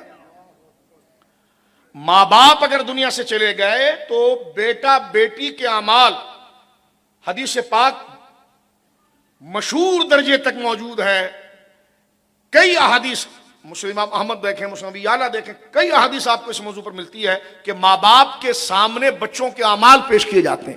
شاید وہ دنیا میں تو بچے کی تنہائی کے کرتوت نہیں جانتے تھے، لیکن مرنے کے بعد اللہ اکبر، اللہ رب العالمین ان کے سامنے ان کے کرتوت پیش کرتا ہے کہ تیری بیٹی نے یہ کیا، تیرے بیٹے نے یہ کیا. تو بندہ کس قدر بے حیا ہوگا کہ جس کو یہ پتا چلے کہ میری غلطی پر میری ماں مطلع ہو گئی، میرا باپ مطلع ہو گیا. ماں باپ کو تو چھوڑیے، الیاذ باللہ، نہ خوف نبی نہ شرم نبی نہ خوف خدا، الیاذ باللہ. اللہ ہمارے حال پر رحم فرمائے. نہیں، حضور مطلع ہو گئے. سرکار دو عالم فرماتے ہیں علیہ الصلوۃ والسلام تمہارے اعمال مجھ پر پیش کیے جاتے ہیں. اہل سنت کا یہ عقیدہ ہے کہ جمی پیش کیے جاتے ہیں، تفصیلاً پیش کیے جاتے ہیں. روزانہ اجمالی ہوتے ہیں، جمعرات کے دن تفصیل کے ساتھ ہوتے ہیں ایک ایک امتی کے بارے میں. تو یہ نفس لوامہ وہ ہے جو بندے کو، میں بہت جنرل انداز میں اس علمی گفتگو سے ہٹ کر اس آیت کو سمجھانے کے لیے تاکہ میرے اور آپ کے اندر تبدیلی آئے، اس لیے سادے انداز میں تفصیل کھول کے گفتگو کر رہا ہوں تاکہ ہم دین کے نظم کو سمجھیں. اور ایک ہے نفس مطمئنہ، وہ انبیاء اور صالحین کی نفس ہے، وہ ان کے ارادے ہیں، وہ ہمیشہ رب کی رضا پر ہی مطمئن رہتے ہیں. ان کو گناہوں کی طرف جانے کا کبھی میلان نہیں ہوتا. اگر غیر انبیاء صالحین گناہوں کا ارتکاب کرتے ہیں تو وہ پھر اس قدر شدت کے ساتھ اور اخلاص کے ساتھ اور شرمندگی کے ساتھ توبہ کرتے ہیں کہ قرآن کہتا ہے کہ ان کے گناہ، ان کی توبہ کی تڑپ اور ان کے معافی مانگنے کی وہ تڑپ اور وہ انداز ہماری قدرت کو ایسا بھا جاتا ہے کہ جو گناہ ان سے ہوا ہے نا، اس گناہ کو ہی ہم نیکی بنا دیتے ہیں. یہ تین چیزیں میرے دوستوں بزرگوں یہاں پر بیان کی گئی: حسن عقیدہ، حسن معاشرت اور تہذیب نفس. تہذیب نفس کے لیے پہلی چیز موجود ہے کہ میں اور آپ موبائل میں کیا دیکھ رہے ہیں. یہ موبائل آج کل میرا اور آپ کا سب سے گہرا دوست ہے. سب سے زیادہ پرائیویسی میری اور آپ کی تنہائی اس کے ساتھ گزرتی ہے. اس میں ایسے اکاؤنٹ ہی نہ رکھیں کہ جس میں دل کسی طرف مائل ہو. ہاں، اگر کہیں خدا نہ خواستہ کوئی بدی کا ارتکاب یا بدی خیال کا کسی ایک جگہ پر آنا ہوا تو نفسیاتی طور پر بھی حکماں بڑی پیاری بات کرتے ہیں کہ اپنے مکان اور اپنے بیڈ روم کی سیٹنگ تھوڑی چینج کرتے رہا کریں. آج بیڈ ادھر ہے تو 2 دن کے بعد ادھر کریں، کیونکہ بسا اوقات ایسا ہوتا ہے کہ بندے سے کوئی برا فعل یا برا ارادے کا ارتکاب عمدن کسی ایک جگہ پر ہوا ہو تو وہ اس جگہ پر پہنچتا ہے تو پھر وہ بات اس کو یاد آ جاتی ہے، اور بہت ممکن ہے کہ اس برائی میں مبتلا ہو. اس کا ایک طریقہ، جو سمجھدار لوگ ہیں، جو فلسفہ اخلاق کو جانتے ہیں، نفسیات، وہ اپنی کتاب جیسے امام غزالی نے بھی لکھا کہ اپنی سیٹنگ تھوڑی چینج کر دیا کریں. آج یہاں بیٹھے کل وہاں بیٹھے، تاکہ وہ چیز، اور ایک دن اگر آپ چھوڑ دیں گے، 2 دن چھوڑ دیں گے، آپ بھول جائیں گے. تو وہ چیز جو کنٹینیو ہے، ایک تو پھر نیک لوگوں کی صحبت، تاکہ نیکی کا گراف بڑھے. اگر غلطی ہو تو پھر ملامت اور شرمندگی بہت زور کے ساتھ آئے کہ بندہ اس کہے گی کیا غلاظت، پہلے تو گناہ اچھے لگ رہے تھے معاذ اللہ، لیکن جب اچھوں کے ساتھ بیٹھا، دین سنا، نظام مصطفیٰ کو سنا، قرآن کو سنا، پھر پتا چلا کہ جناب نیکی کیا تھی. اب اس بندے کو وہ گناہ انتہائی حقیر لگیں گے. اتنا ایک قدم آگے آپ نے بڑھا لیا نا تو آپ اللہ کی رحمت کے قریب آ رہے ہیں. اس لیے علماء نے لکھا کہ بندہ، بعض جو سنجیدہ لوگ تھے وہ اپنے جاگنے کے 8 گھنٹے یا 10 گھنٹے کو وہ چند پارٹس میں تقسیم کر دیتے تھے، اور وہ کہتے تھے کہ میں نے کتنا، یعنی آدھا گھنٹہ یا 5 منٹ یا 10 منٹ، میں نے کتنا وقت اپنے آپ کو گناہوں سے روک کے رکھا. آدھا گھنٹہ روکا، 1 گھنٹہ روکا، تو یہ 1 گھنٹے پر تو مجھے کنٹرول ہو گیا. استغفار کرا سچے دل کے ساتھ، کل 2 گھنٹے پر، کل 3 گھنٹے پر. اس طرح اس کو کہتے ہیں مجاہدہ.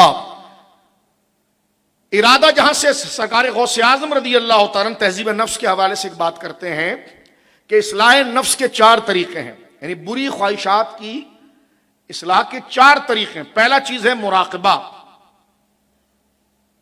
فرمایا دوسرا چیز ہے مراقبہ، دوسری چیز ہے محاسبہ، تیسری چیز ہے مجاہدہ، اور آپ ارشاد فرماتے ہیں چوتھی چیز ہے توبہ. کبھی آپ نے یوں بھی ذکر کیا جو کمزور لوگ ہیں ان کے لیے کہ پہلی چیز ہے توبہ، کہ بندہ اللہ کے حضور استغفار کی عادت ڈالے. اللہ کے حضور معافی کیا، یہ جو معافی، یا اللہ معاف کر دے، یا اللہ معاف کر دے، یہ بڑا قیمتی ورد ہوتا ہے. یہ ہمارے بزرگوں کی زبانوں پر، آج سے قریب سب کی زبان میں، یار اللہ معاف کرے کیا ہو گیا. یہ بہت مبارک فعل ہے کہ زبان اس احساس کا اظہار کر رہی ہے کہ میرا رب ہے جس سے مجھے ملاقات کرنا ہے، میں نے اگر اس کی نافرمانی کے کام کیے تو اللہ مجھے معاف فرمائے. یہ جو رب کا ذکر ہے توبہ کرنے کا، یہ آگے آپ کو بڑھاتا ہے اس کو یاد رکھنے، مراقبے کے لیے کہ مجھے دیکھ رہا ہے. اور پھر یہ خیال آگے بڑھتا ہے کہ جناب یہ جو برا خیال مجھے آیا تھا، یہ میں کس کی صحبت میں بیٹھا تھا. تو پہلی چیز ہے توبہ، استغفار زبان سے زیادہ کرنا. زبان سے استغفار ہوگا. کمزور جیسے لوگ ہم ہیں، میں استغفار کی جملہ شرائط کی بات نہیں کر رہا اس آیت کے تناظر کے اندر. زبان سے استغفار ہوگا تو دل کی طرف اس کا اثر پہنچتا ہے. جس رب کے حضور وہ توبہ مانگ رہا ہے، جس رب کو یاد کر کے وہ معافی مانگ رہا ہے، تو پھر آگے کی منزل تھوڑی سی دیر کے بعد ایسی آتی ہے کہ وہ رب کے بارے میں سمجھنے لگتا ہے کہ وہ ہے، مجھے دیکھ رہا ہے. یہ مرحلہ توبہ کے بعد اس کے پاس مراقبے کا آتا ہے.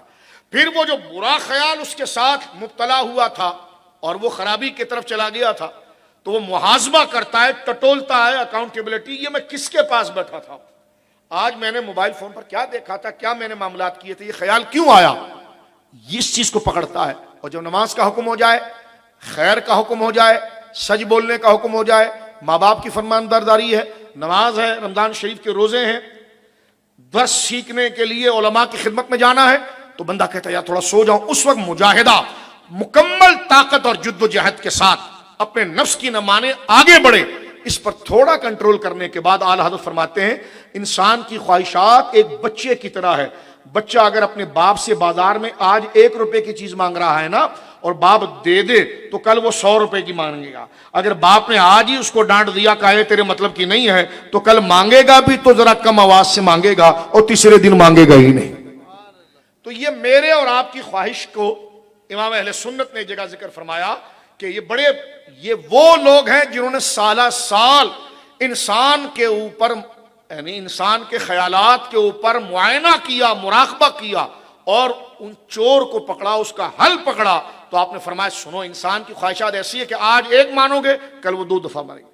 آج تھوڑا مانگا، کل اس سے زیادہ مانگا. آج اس کو جھڑک دیا اور اپنا رخ بدل دیا، اپنی مصروفیت خیر کی طرف لے گیا، اٹھ کر وہ کسی اور کی طرف چلا گیا، خیر کے راستے پہ چلا گیا، تو کل وہ خیال آئے گا لیکن بہت پھیکا پھیکا آئے گا. اور کل بھی اگر اس نے اپنے آپ کو اس بری جگہ سے بچا کر خیر کے لوگوں کی طرف جانے کے لیے کوئی نعت شریف سن لی، کوئی عالم دین کی تقریر سن لی، کوئی تلاوت قرآن سن لی، اپنے آپ کو اس نے بدلا، تو آپ دیکھیں گے 3-4 دن کے بعد وہ خیال بالکل گویا کہ نقش بر آب کی طرح ہوگا، جیسے وہ مندمل نظر آئے گا. مگر کب؟ جب میں اور آپ نیک بننا چاہیں.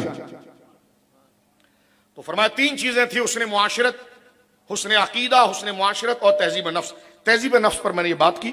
اب چند ضروری باتیں، کیونکہ یہ آیت کا جو پہلا خلاصہ تھا اس کو ہم نے تفصیل اس لیے دیا ہے تاکہ جو میرے سادہ دوست بیٹھے ہمارے ذہن کے، ان کے سامنے ابتدائی، یعنی عالمانہ گفتگو تو اس سے بہت آگے کی ہے، ابتدائی طور پر ہم بنیاد اور گراس روٹ سے نیکی کے تصور کو سمجھیں. قرآن نے یہاں کہا کہ لیس البر، اصل نیکی یہ نہیں ہے. بر کا لفظ جو ہے، ہمارے علماء لکھتے ہیں تفسیر میں کہ بر کا معنی نیکی یا نیکی کے کام یا نیکی کے کاموں میں وسعت، اس کو کہتے ہیں بر. بر کا معنی ہے نیکی کا کام. بر نیکی، بر نیکیوں کے کام میں زیادہ اپنے آپ کو شامل کرنا. اب نیکی 2 قسم کی ہے. آہستہ آہستہ یہ بنیادی اے با کا ڈالی بات آسا پڑھ رہے ہیں ہم دین کا، یہ چھوٹے چھوٹے کانسیپٹ کلیئر ہوں گے تو پھر آگے چل کر ہم اپنی نماز اور دیگر عبادات کے اندر ذوق کو مضبوط رکھ سکتے ہیں. تو بر عربی زبان میں نیکی کو کہتے ہیں. بر نیکی، بر نیکی کے کاموں میں زیادہ اپنے آپ کو شامل کرنا. یہ تمام مفہوم کے لیے قرآن میں کئی جگہ پر جو ہے لفظ بر موجود ہے. بر کی 2 قسمیں ہیں، ایک اعتقادی بر اور ایک اعمال کی طرف ہے. یعنی ایک نیکی عقیدے کی جس میں ایمان ہے، ایمان باللہ، ایمان بالرسالت، ایمان بالآخرت، یہ عقیدے کی نیکی ہے. اور اعمال کی نیکی کیا ہے؟ تمام حقوق العباد کو ادا کرنا، اللہ کی رضا کے لیے جو اخلاقیات اس کے حبیب نے بیان کیے ہیں، لوگوں کے حقوق، پڑوس کے حقوق، کھانے پینے کے حق، تجارت کے حق، سڑک پہ چلنے کا حق، لوگوں سے ملنے جلنے کا حق، یہ دونوں جب ملتی ہے تو پھر البر کامل ہوتا ہے. یہاں جو قرآن کہنا وَلَٰكِنَّ الْبِرَّ، لیکن اصل میں نیکی کیا ہے؟ تو اصل نیکی وہ ہے جو دونوں کو شامل ہو جائے، یعنی عقیدے کی درستگی بھی ہو جائے اور اعمال و تہذیب نفس کی درستگی بھی ہو جائے. تو یہاں پر شریعت مطہرہ اس چیز کو یہاں پر ذکر کریں. فرمایا کہ یہاں پر اب تھوڑا سا میں موضوع کو لذت والا ذائقے والا بناتا ہوں. یہاں سے ہم نے کچھ اعمال کی بات کی. قرآن کریم نے ذکر کیا کہ لیس البر ان تولوا وجوہکم قبل المشرق والمغرب. یہودیوں نے جس طرح، پھر یہ جملہ دماغ کے اندر اتار لیجئے کہ یہودیوں نے نیک بننے کے لیے ایک ایک نیکی پکڑی ہوئی تھی. بس وہ کھانا کھلاتا تھا بس کہ میں بہت اچھا کام کر رہا ہوں. کوئی ایک سب کو سلام کرتا تھا، ایک نیکی، جیسے ہمارے اندر بھی رواج، ایک نیکی پکڑی اور اس میں خوش فہمی آ جاتی ہے کہ میں نیک ہو گیا. تو یہ نہیں ہے. دین کے پورے اسٹرکچر کو ماننا ہے. جس طرح چند دن پہلے ایک بات گزری، یہ اس موضوع کو سمجھنے کے لیے ہمارے لیے آسان ہوگی. ایک شخصیت نے حضور سید عالم صلی اللہ علیہ وسلم کے دست مبارک پر ایمان قبول کیا، اسلام لے آئے. وہ پہلے یہودی تھے. تو دیکھیں دین جو ہے نا وہ ہمیشہ ایک رہتا ہے، کیونکہ دین عقیدے کا نام ہے. توحید، رسالت، آخرت، عقیدے کا نام. عقیدہ کبھی نہیں بدلتا. شریعت مختلف ہوتی ہے لوگوں کی طبیعت کے اعتبار سے. کوئی چیز، کوئی کھانے پینے کی چیز پہلی شریعت میں حرام ہے، اس شریعت میں جائز ہو گئی. اس شریعت میں حرام ہے، پہلی شریعت میں جائز.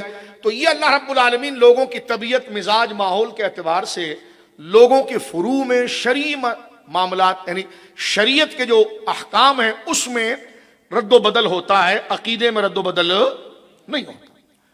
بنی اسرائیل کے اندر اونٹ کا گوشت کھانا حرام تھا، نہیں پسند کرتے تھے، نہیں کھاتے تھے. اب وہ کیونکہ یہود کے کبار علماء میں سے تھے، نام میں کسی ضرورتاً ذکر نہیں کر رہا ہوں، توجہ کیجئے. تو جب وہ اسلام لے آئے تو دسترخوان پر بیٹھے ہوئے تھے، کھانے کی ساری چیزیں تھیں، سامنے اونٹ کا گوشت تھا تو ادھر ہاتھ نہیں بڑھا رہے تھے وہ، بلکہ اس سے اپنے آپ کو تھوڑا کنارہ کر کے دوسری چیزیں کھا رہے تھے. حالانکہ وہ اللہ پر ایمان لا چکے ہیں، اللہ پر ایمان لا چکے ہیں. بڑی سمجھنے کی بات. حضور کی رسالت پر ایمان لائیں، پورے دین پر ایمان لائیں، اور نہ وہ اونٹ کے گوشت کو حرام سمجھ رہے ہیں، لیکن طبیعت نہیں جا رہی ادھر، طبیعت کا میلان نہیں ہو رہا ہے. اللہ رب العالمین نے دین کا ڈسپلن بتاتے ہوئے ارشاد فرمایا یا ایھا الذین آمنوا ادخلوا فی السلم کافہ. ایمان لائے ہو تو پورے مسلمان بنو. ارے گوشت کھائیں یا نہ کھائیں، اس کا توحید اور ایمان سے کیا تعلق ہے؟ مفسرین کہتے ہیں مسئلہ یہ نہیں ہے. مسئلہ یہ ہے کہ جس کو اسلام نے پسند کر لیا ہے نا، اب اپنی گھن کے مزاج کو بدلو، اب اس کو پسند کرنا. اور جس کو اسلام نے پسند نہیں کیا اور تیری طبیعت پسند کرتی ہے تو پھر گھن پیدا کر اس کے لیے. کیوں؟ کیونکہ اسلام نے پسند نہیں کیا ہے. یہ نظریاتی مسلمان بننا. حالانکہ آپ بڑے موٹے عقل میں بھی یہ بات جا سکتی جو میں بتا رہا ہوں. کہ گوشت کھانے کا جب حضور کو مان لیا تو گوشت کا کیا مسئلہ؟ فرمایا گوشت کا مسئلہ نہیں، مسئلہ ڈسپلین کا ہے. 50-50 نہیں ہوگا. جس کو اسلام نے ہاں کہہ دیا وہ تمہیں پسند آنا چاہیے. میں عاشق رسول ہوں لیکن داڑھی مونڈوں گا میں، یہ نہیں چلے گا. یہاں تو داڑھی مونڈنا حرام ہے، ادھر کون سا اونٹ کے گوشت کا مسئلہ تھا؟ تو مجھے اور آپ کو غور کرنا چاہیے. داڑھی میں نے رکھ لی، نماز پوری نہیں پڑھوں گا. نماز پوری پڑھ لی، ماں باپ کا لحاظ نہیں کروں گا. نماز ماں باپ کا لحاظ رکھ لیا، پڑوس کا لحاظ نہیں رکھوں گا. یہ جو واجبات اور فرائض کے زمروں کے اندر ہے، تو یہ شرعی علم حاصل کرنا ہے جو اس آیت کے تحت آ رہا ہے، یہ لازم و ضروری ہے. اس سے پریشان نہیں ہوں گے آپ. آپ کہیں گے مولانا صاحب کیا بوجھ ہم پر ڈال رہے ہو. میں نے کہا بیٹا چل زندگی پرسکون نہ ہو تو پھر کہنا، میری اور تیری زندگی پرسکون نہ ہو تو پھر کہنا. یہاں پر اللہ رب العالمین نے فرمایا کہ دیکھیں ایمان میں ابھی ایک بات عرض کر دوں آپ کے سامنے. من آمن باللہ والیوم الآخر، جو اللہ پر ایمان لائے. توحید کا ذکر ہم اکثر کرتے ہیں کہ اللہ رب العالمین جل والا اپنے ہونے میں ایک ہے، اس کائنات کو بنانے میں ایک ہے، اس کائنات کو چلانے میں ایک ہے. وہ ایسا ایک ہے جس کا کوئی دوسرا نہیں ہے. وہ واجب الوجود ہے، اس کا ہونا ضروری ہے، اس کا نہ ہونا محال ہے. ہر تحسین، ہر تمہید، ہر تعریف کا مستحق وہی ہے. وہ مستقل بذات ہے، وہی مستعان حقیقی ہے، وہی لائق عبادت ہے، اور وہی واحد ہے بنایا ہے. اور نبون لیں تو نبون بمانا عظیم خبر، اور ایسی عظیم خبر جو کسی کو نفع پہنچاتی ہو. جیسے اما یتساءلون عن النبأ، تو نبی ادھر اس میں فاعل بنتا ہے کہ نبی اس ذات کو کہتے ہیں جو فرش زمین پر بیٹھ کر عرش بری کی خبر دے رہا ہوتا ہے. اس لیے اس کا ایک معنی کیا گیا مطلع عن الغیب، کہ اللہ رب العالمین جل وعلا کی جانب سے جو اللہ نے عطا فرمایا ہے اس کی خبریں دیتا ہے، یعنی غیب کی خبریں دیتا ہے۔ انبیاء کے بارے میں سورہ، کیونکہ آیت عقیدے کے حسن عقیدے میں ایک دو باتیں صرف عرض کر کے پھر آگے ہم حسن معاشرت پر بات کو ختم کریں گے۔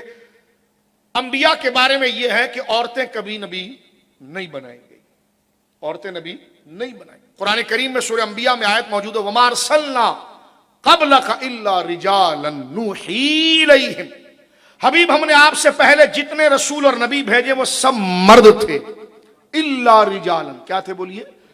مرد تھے، نوحی الیہم، اور ہم نے ان پر وحی فرمائی ہے، وہ سارے کے سارے مرد تھے اور ان میں کوئی عورت نہیں تھی، اور ان پر ہم نے وحی فرمائی۔ یہ شریعت مطہرہ کا عقیدہ انبیاء سے متعلق ہے۔ اللہ رب العالمین جل وعلا کا ارشاد حسن عقیدے کے ساتھ ساتھ اب حسن معاشرت کی طرف ہم تھوڑا سے آگے بڑھتے ہیں، اس لیکن یہاں پر ایک عقیدہ ہمارے لوگوں کو جاننا ضروری ہے جو اکثر ذکر کیا جاتا ہے۔ علامہ تفسیرانی رحمہ اللہ نے اس بات کو لکھا ہے کہ جمہور علماء کا عقیدہ، پہلے تو انبیاء کی تعداد کتنی ہے؟ انبیاء کی تعداد اللہ اور اس کے رسول بہتر جانتے، احادیث میں مختلف احوال اور ضرورت کے حوالے سے مختلف، یعنی حضور علیہ السلام نے ان کی توجہ دلانے کے لیے سرکار نے مختلف احوال کے اندر اس پر متعدد بات ارشاد فرمائی، لیکن اس کا خلاصہ یہ ہے کہ 1,24,000 کم ہے اس سے یا زیادہ ہم سب پر ایمان لاتے ہیں۔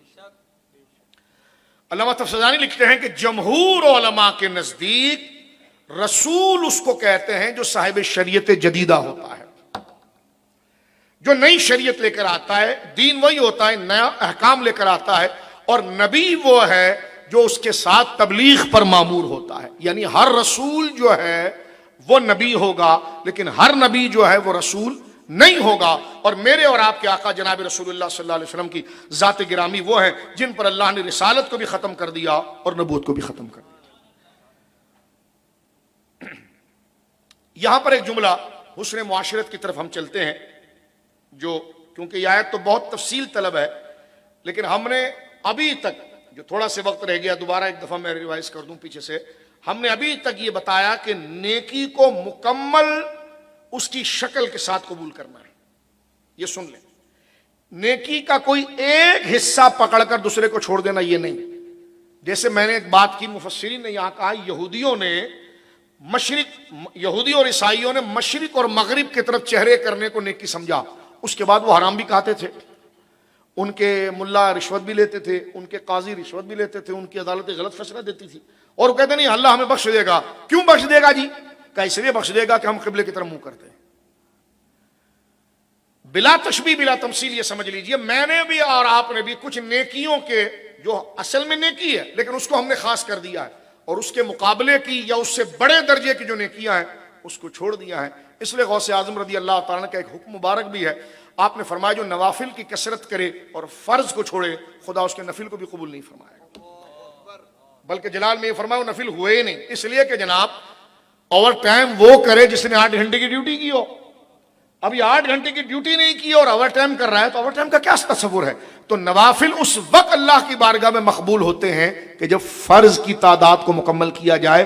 ہاں، انسان اگر انتقال کر جائے اور اس کے فرض کم تھے تو یہ علماء نے لکھا ہے کہ اللہ اپنے فضل سے اس کے نوافل کو، کیونکہ وہ عبادت پر مصر ہو چکا تھا، چل پڑا تھا، تو اللہ اس نفل کو فرض کا درجہ دے کر اس کے فرض میں شامل فرمایا۔ لیکن آپ دیکھیے کہ ہم نوافل کے اوپر کثرت سے کرتے ہیں لیکن فرض کو چھوڑ دیتے ہیں۔ تو یہ بھی اسی طرز کے اوپر جہاں پر شریعت مطہرہ نے اس چیز کو ذکر فرمایا۔ اب یہاں پر ایک بڑا خاص نقطہ ہے جو ہماری آخری گفتگو کا حصہ ہے، وہ یہ ہے کہ وَآتَ الْمَالَ عَلَىٰ حُبِّهِ ذَوِي الْقُرْبَىٰ، کہ وہ اپنے مال میں سے خرچ کرتے ہیں اپنے خونی رشتہ داروں پر، اور یہ بہت مشکل مرحلہ ہے۔ اتنی محنت سے بندہ کماتا ہے، پھر جمع کرتا ہے، کمایا اس نے محنت سے، پسینہ گرا کر، جان جھوکم میں ڈال کر، لمبے لمبے سفر کر کے، بڑی مصیبتیں اٹھا کر پیسہ کماتا ہے، اس کے بعد رب اب حکم دے رہا ہے کہ تم اپنے اشاروں پر بانٹو۔ ٹھیک ہے، اس کی کئی وجہ ہے۔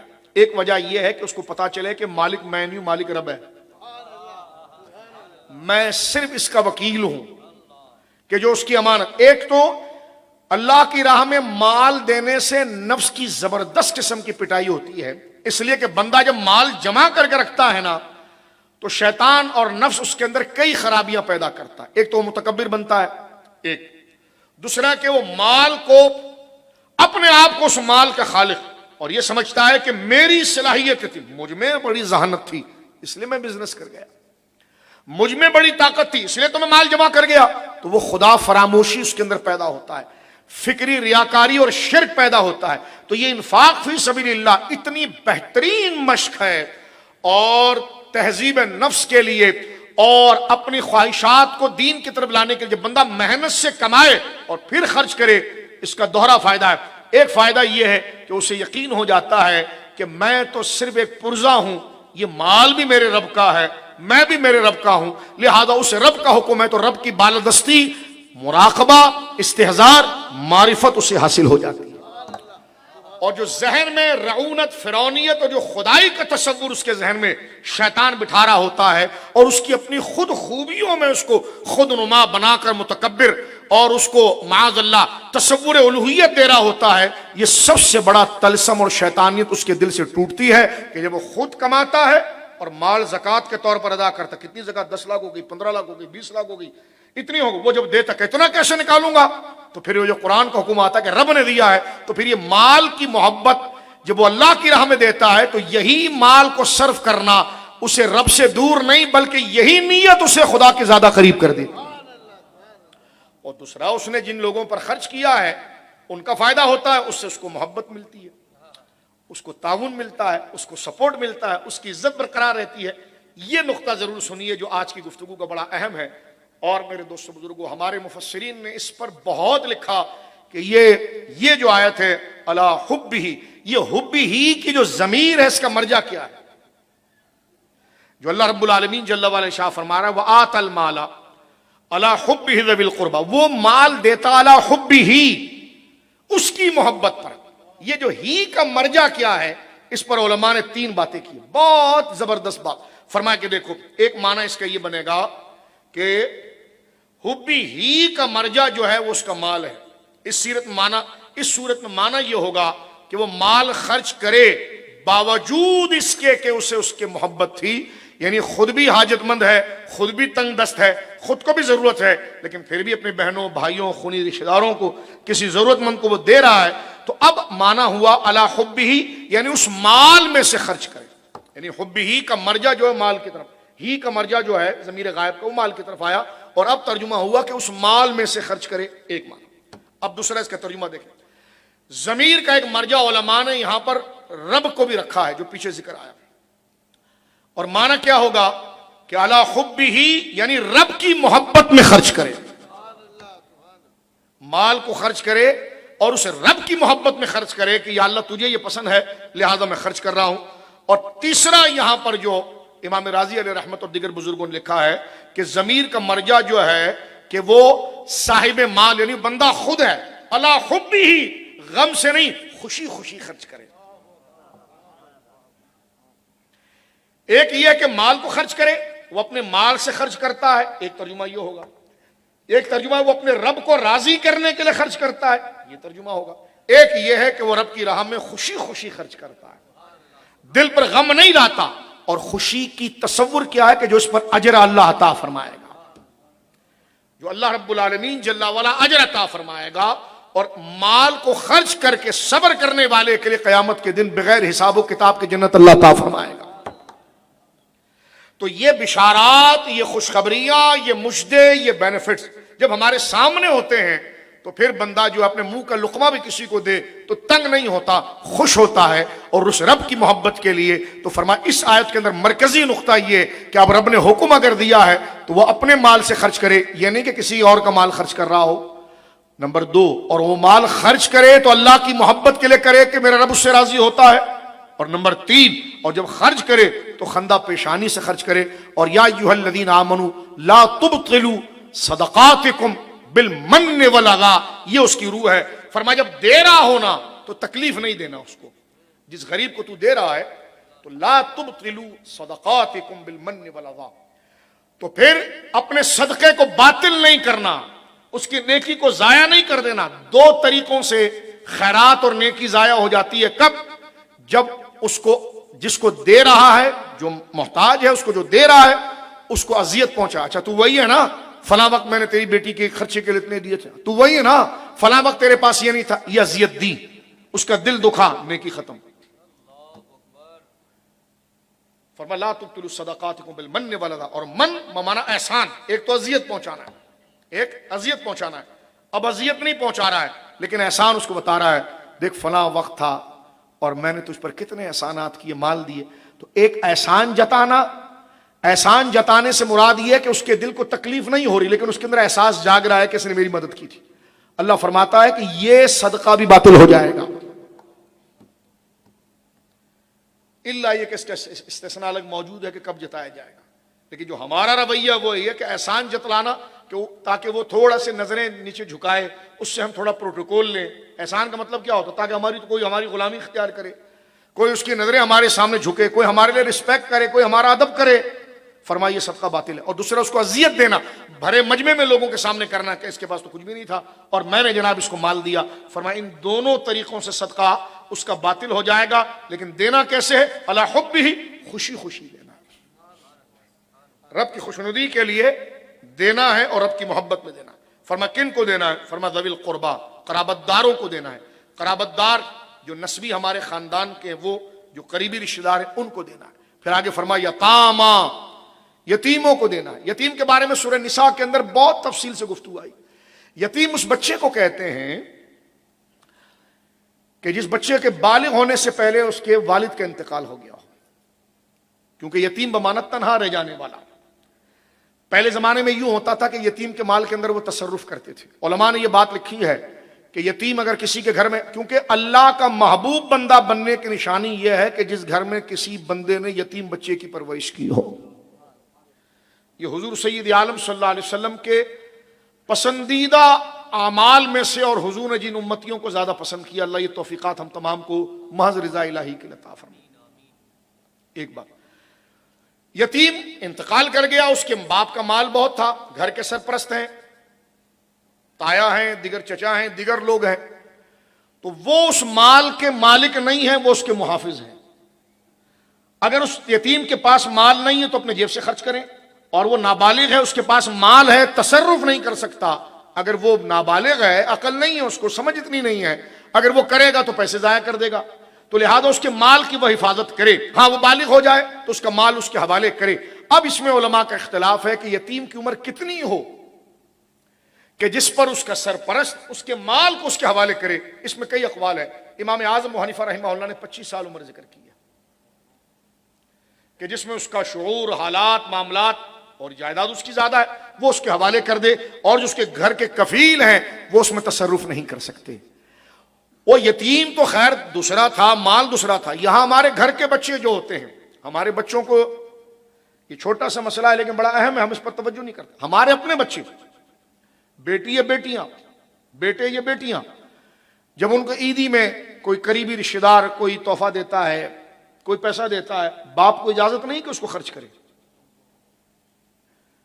ٹھیک ہے، یہ مال اس کا ہے، باپ صرف اس کا امین ہے. ہاں یہ ضرور ہے، مجھے بندہ کہنے لگا شاہ صاحب کیسے بچائیں گے پھر ہم اس کو؟ میں نے کہا اس کی اسکول کی فیس دے دو، مدرسے کی فیس دے دو، اسی سے، اس کے لیے جو کپڑے لاؤ اسی سے لاؤ.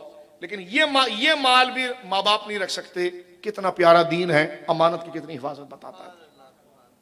اس کی دوائی پر خرچ کر دو، اس کے علاج پر خرچ کر دو، اس کے اوپر خرچ کر دو.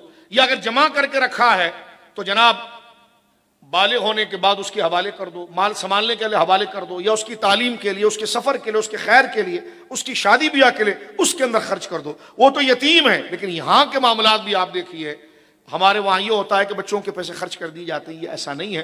ان کے کپڑے، ان کے معاملات، جو ان کی عیدیاں آتی ہیں وہ جمع کر کے رکھیں اور وہ ماں باپ ان کے اوپر خرچ کرتے. فرمایا حب ذوی القربہ، اور وہ علی حب ہی، وہ محبت سے خرچ کرے، اللہ کی رضا کے لیے خرچ کرے. صاحب مال خرچ کرنے والا امام راضی رحمہ اللہ لکھتے ہیں کہ وہ ان بڑی محبت اور خوشی سے خرچ کرے. اور کس پر کرے؟ اپنے رشتہ داروں پر کرے، یتیموں پر کرے، مسکینوں پر کرے. مسکین اس کو کہا گیا کہ جس کے پاس آمدنی، جس کی آمدنی اس کے خرچ سے کم ہو. یعنی کیا مطلب ہے؟ مطلب یہ ہے کہ جناب جو اس کا خرچہ ہے وہ بہت زیادہ ہے. ایک تعریف یہ بھی کی گئی، پہلے تو مسکین کی یہ تعریف کی جاتی ہے نا کہ جس کے پاس ایک وقت کی روٹی بھی نہ ہو، لیکن اس مسکین کا ایک مفہوم یہ بھی ہے کہ جناب جو ہے اس کا خرچہ زیادہ ہے اور اس کی آمدنی کم ہے، لیکن وہ آمدنی ذاتی عیاشی پر نہیں، جو ضرورت کے روزمرہ کے کام ہیں۔ لہذا میں رمضان شریف قریب آ رہا ہے، کہوں گا دوستوں کو کہ آج کل بجلی بڑی مہنگی ہو گئی ہے، دیگر چیزیں، تو قریب کے اگر کوئی رشتہ دار ہیں کو اگر آپ کچھ کر سکتے ہیں تو ایک سولر ایک بیٹری دلا دیں، اس کا مالک بنا دیں اس کو، ٹھیک ہے،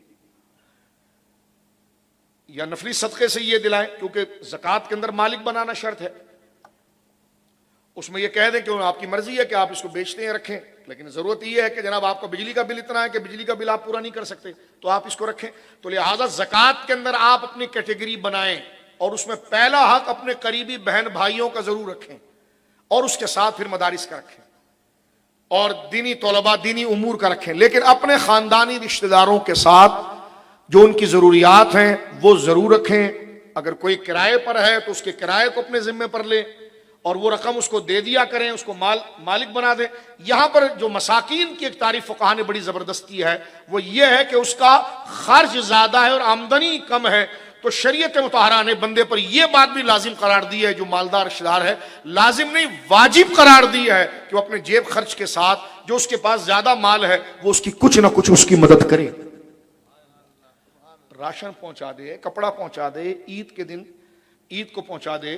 آج کل بجلی مہنگی ہو گئی ہے، یا کوئی گھر کی ایسی ضرورت ہے وہ کر لیں، اگر قریبی رشتہ دار کے گھر میں شادی ہے ان کی بچیوں کی، اس میں کوئی ذمہ داری اپنے ذمہ لے لے، لیکن ایسے نہیں کہ جناب جو ہے وہ غریب بھی شادی وہ کرنے کے لیے جا رہا ہو جو امیر نے 50 لاکھ روپے خرچ کیے، یہ نہیں، اپنی ضرورت کے مطابق، ریاکاری نہ ہو، زیادہ دکھاوا نہ ہو، ٹھیک ہے، اور شادی بیاہ کو جتنا آسان کیا جائے یہ بہت زیادہ ضروری ہے، بہت زیادہ ضروری۔ میں اکثر یہ بات عرض کرتا ہوں کہ ہمارے وہاں یوں ہوتا ہے کہ ہال تو ہم مہندی جیسی فضول رسم جس کی شریعت میں کوئی گنجائش نہیں ہے، دیگر اور رسومات کے لیے لاکھوں روپے لگا دیتے ہیں، اور مہر ہوتا ہے 10,500 روپے۔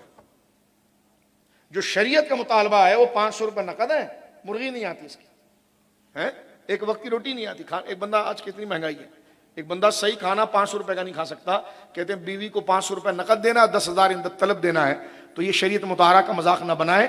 اگر اللہ رب العالمین نے مال دیا ہے تو مہر جو ہے وہ اچھی تعداد میں رکھیں تاکہ وہ مہر اس بچی کے پاس جائے تو وہ کسی کے کام آئے۔ میں اس پر پوری تفصیل پہلے بھی عرض کر چکا ہوں، لڑکی جب وہ دے چکا ہے، بیٹی دے چکا ہے، تو اس کو لالچ نہیں ہے پیسوں کی، اور جو بہو لا رہا ہے بیٹی بنا کر اس کو بھی لالچ نہیں ہے، لیکن شریعت مطہرہ نے مہر کے لیے محبوب طریقہ ایک اسمارٹ اماؤنٹ رکھا ہے، بشرطے کہ وہ بندہ دیتا ہو۔ لڑکے کی آمدنی کو دیکھا جائے گا، لیکن میں اس کی بات ہی نہیں کر رہا، وہ بیچ میں نہ آئے، میں تو اس کی بات کر رہا ہوں جو لاکھوں روپے کے مہندی کے ہال لے لیتے ہیں، سب کے جوڑے ایک جیسے بن رہے ہیں، لیکن مہر جناب مسجد میں آ رہے ہیں 5,000 روپے، 10,500 روپے، جس کا مطالبہ نہیں ہے، ان خرافات کے اندر ہزاروں کا لاکھوں روپے لٹا دیے گئے۔ یہ باتیں پھیلائیے تاکہ ہمارے لیے دین کے احکام پر عمل کرنا آسان ہے۔ مضمون کو کنکلوڈ کر رہے ہیں، یہاں پر اللہ رب العالمین نے جو رشتہ داروں کا ذکر کیا اس کے 6 مقامات بیان کیے ہیں، اس کو یاد رکھیں۔ اس آیت میں کتنے مقامات؟ 6 مقامات جن پر مال خرچ کرنا ہے، ان کے 6 مقامات دین نے بیان کیے۔ پہلے قرابت دار جو رشتہ دار ہیں، دوسرے ہیں یتیم جو مستحق ہیں، تیسرے ہیں مسکین جس خرچ کی میں نے بات کی آپ کے سامنے کہ جس کی مسکین تو وہی ہے جس کے پاس ایک وقت کی روٹی نہیں، لیکن آج کے تناظر میں دیکھا جائے تو ایک یہ کہ جناب وہ شخص وہ جب خرچ کرتا ہے جو اس کی ضرورت کی چیزیں ہیں، جو انتہائی حاجت کی چیزیں ہیں، اس پر بھی اس کی تنخواہ سے کفایت نہیں ہوتی ہے تو اس پر بھی خرچ کرنے کا حکم شریعت نے دیا۔ مسافروں پر، ایک مسافر وہ ہے جس کا ایسا مسافر چاہے وہ لاکھوں روپے اس کے پاس جائیداد کے ہوں، لیکن وہ سفر کے اندر ہے، اس کے پاس مال لوٹ لیا گیا، کرائے کے اس کے پاس پیسے نہیں، بشرطے کہ جھوٹ نہ بول رہا ہو، تو اس کے ساتھ مدد کرنا ایک مسلمان جس کے پاس اس وقت رقم موجود ہے، مستحب نہیں واجب ہے، اس کو دینا واجب ہے۔ اور اسی طرح جو منگتے ہیں، یہ بھکاری جو بن گئے ہیں، پورے پاکستان کو بدنام کرتے ہیں، اور یہ باہر جا کر بھیک مانگتے ہیں، اور یہاں پر ان کے بڑے مزے ہوتے ہیں، بڑی ہمیں اس بات سے بڑا سکون ہوا کہ ہماری امیگریشن اور اداروں نے کچھ کام کیا ہے، اور یہ ہونا چاہیے، اس سے ملک کی بھی بدنامی ہے، حرمین شریفین کی زمین کی بھی بدنامی ہے، یہ وہاں پر نہیں ہونا چاہیے۔ حرمین شریفین کے اندر جب آپ کی استطاعت نہیں تو آپ کیوں جا رہے ہیں وہاں پر؟ آپ پر عمرہ کب تھا اور حج کب تھا؟ ٹھیک ہے، آپ وہ کام یہاں پر کر لیں، اگر ثواب چاہیے آپ کو تو وہ کام کر لیں جس کا ثواب اللہ حج کی صورت میں وہ ثواب عطا فرماتا ہے، عمرے کی صورت میں عطا فرماتا ہے۔ ایک بات میں مزید یہاں پر یہ کہوں گا، میں نے پہلے بھی کہا تھا، اس میں ناراض نہیں ہونا۔ 12 ربیع الاول کے دن لاکھوں کا مجمع لگا کر گنبد خضرا کے سامنے شور کرنا اور بلند آواز سے درود پڑھنا، یہ سید الشہداء رضی اللہ تعالیٰ عنہ کی مزار پر پورے میلے کا سما بنانا، میں پھر کہوں گا اس سے باز آ جاؤ۔ خود کے لیے بھی مصیبت کرو گے، دوسرے کے لیے مصیبت کرو گے۔ ہم نے ایک سیاسی جماعت نے مسجد نبوی کے اندر اپنی فریق سیاسی جماعت پر شور شرابہ کیا تھا، ہم نے اس کی بھی مذمت کی تھی۔ میں اہل سنت کو بڑے ادب کے ساتھ کہنا چاہتا ہوں، سادے لوگوں کو، آپ کو درود شریف پڑھنا ہے گھر میں بیٹھ کر درود شریف پڑھیے۔ سرکار دو عالم صلی اللہ علیہ وسلم کی بارگاہ میں حاضر ہوں، وہاں لاکھوں لوگ حاضری پیش کرتے ہیں، وہاں پر ہجوم بنانا، جمع غفیر بنانا، راستے کے اندر بیٹھنا، لوگوں کو موقع نہ دیں، یہ قطعاً نامناسب چیزیں ہیں۔ اور 12 ربیع الاول کے دن چیخ چیخ کے گویا کہ سلام پڑھنا، تو مرد کے بچے ہو تو پھر رکو بھی نہ، وہاں پر بھاگتے پھر کیوں؟ دوسروں کے لیے مصیبت بنانا، علماء کے لیے مصیبت بنانا، زائرین کے لیے مصیبت بنانا، میں ان کا تو خاص رد کروں گا جو اپنے آپ کو بہت بڑا عاشق رسول شو کرنا چاہتے ہیں۔ جو واقعی میں عاشق ہیں ان کے تو قدموں کی دھول ہماری آنکھوں کا سرما ہے، وہ ایسی حرکت کرتے بھی نہیں۔ آپ اپنی ہوٹل میں بیٹھ کر درود و سلام پڑھیں، مسجد نبوی شریف میں بیٹھ کر درود و سلام پڑھیں، ایک شور و شرابہ ہوگا، اور جس طرح آپ نے سید الشہداء کے مزار کے پاس پورا ایک میلہ بنایا ہوا ہے، وہ ادھر ٹانگ لمبی کر کے لیٹا ہوا ہے، کھارا دار اور میٹھا دار لالو کھیت بنایا ہوا ہے، تو تھوڑی سی حیا اور شرم آنی چاہیے۔ وہ دربار مقدسہ کس کا ہے؟ لہذا دربار مقدسہ پر جانا جائز ہے، لیکن ایسی حرکت کرنا اور ایسا رویہ اختیار کرنا جن سے ان ہستیوں کا اعتبار دل سے جائے، اس کی اجازت نہیں۔ امام اہل سنت نے تو عشق کی پابندی میں جالی کو ہاتھ تک لگانے سے روکا ہے، لہٰذا اس کا بہت زیادہ احترام کرنے کی ضرورت ہے، اور یہ بات جو ہے وہ آگے سے آگے آپ پہنچائیے میرے دوستوں بزرگوں، یہ لازم اور اشد ضروری ہے۔ بات کو یہاں ختم کرتے ہیں۔ یہاں پر اللہ رب العالمین جل والا نے، میں پھر عرض کروں، یہ آیت کا ایک میں نے جرنل تصور آج، اور وقت اتنا گزر گیا، دیکھیں بالکل ہمارا وقت مکمل ہو رہا ہے، ہو گیا تقریباً، لیکن یہ آیت آپ دیکھ رہے ہیں کہ صرف اس کے سادے مفہوم کو سمجھانے میں آپ کو 2 گھنٹے لگ جاتے ہیں، تو اس کی ایک ایک چیز تشریح طلب ہے، اور وہ کتب میں موجود ہے۔ اہل سنت کی کتابیں، اپنے قریب مسجد جو ہے اہل سنت کی، وہاں علماء کے پاس جائیے، ان سے کتابیں پوچھیے، اور پھر ان کتاب جیسے بہار شریعت ہے، قانون شریعت ہے، ہمارا اسلام ہے، یہ بڑی مبارک کتاب ہے، ٹھیک ہے، اور یہ سادہ عوام کے لیے لکھی ہوئی کتاب ہے، سنی باشتی زیور ہے، یہ مبارک کتاب ہے۔ یہ اردو کتابیں آپ اپنے پاس ڈاؤن لوڈ کریں، میری بہنیں بھی اور بھائی بھی، اور اس کا مطالعہ کریں، اور خاص طور پر یہ جو آیت ہے، آیت نمبر 177 آج ہی گھر میں جا کر قرآن مجید کھول کر اس آیت کریمہ پر نشان بھی لگائیں، مطالعہ بھی کریں، اور جو میں نے تقریر کچھ کی ہے اس کو دماغ میں تھوڑا دہرائیں۔ اس کے نیچے حواشیہ سعد الافاضل کا ہے، اس کو دیکھیں، اہل سنت کے دیگر بزرگوں کے علماء کی تقاریر اس پر دیکھیں، اور وقتاً فوقتاً اپنے موبائل کے اندر یہ لے کر اس کی تشریح اور تعبیر کو دیکھیں، کیونکہ میری اور آپ کی ماں کی گود سے لے کر قبر تک کی زندگی کو اس ایک آیت نے بند کر دیا ہے۔ اس کو آیت بر کہتے ہیں۔ میں آپ کا ایک مخلص، ایک آپ کا سادہ بھائی اور دوست ہونے کی حیثیت سے آپ کو مشورہ دیتا ہوں، اور اپنے آپ کو بھی اس کا پابند کرتا ہوں کہ ہمیں اس کے پر غور کرنا چاہیے۔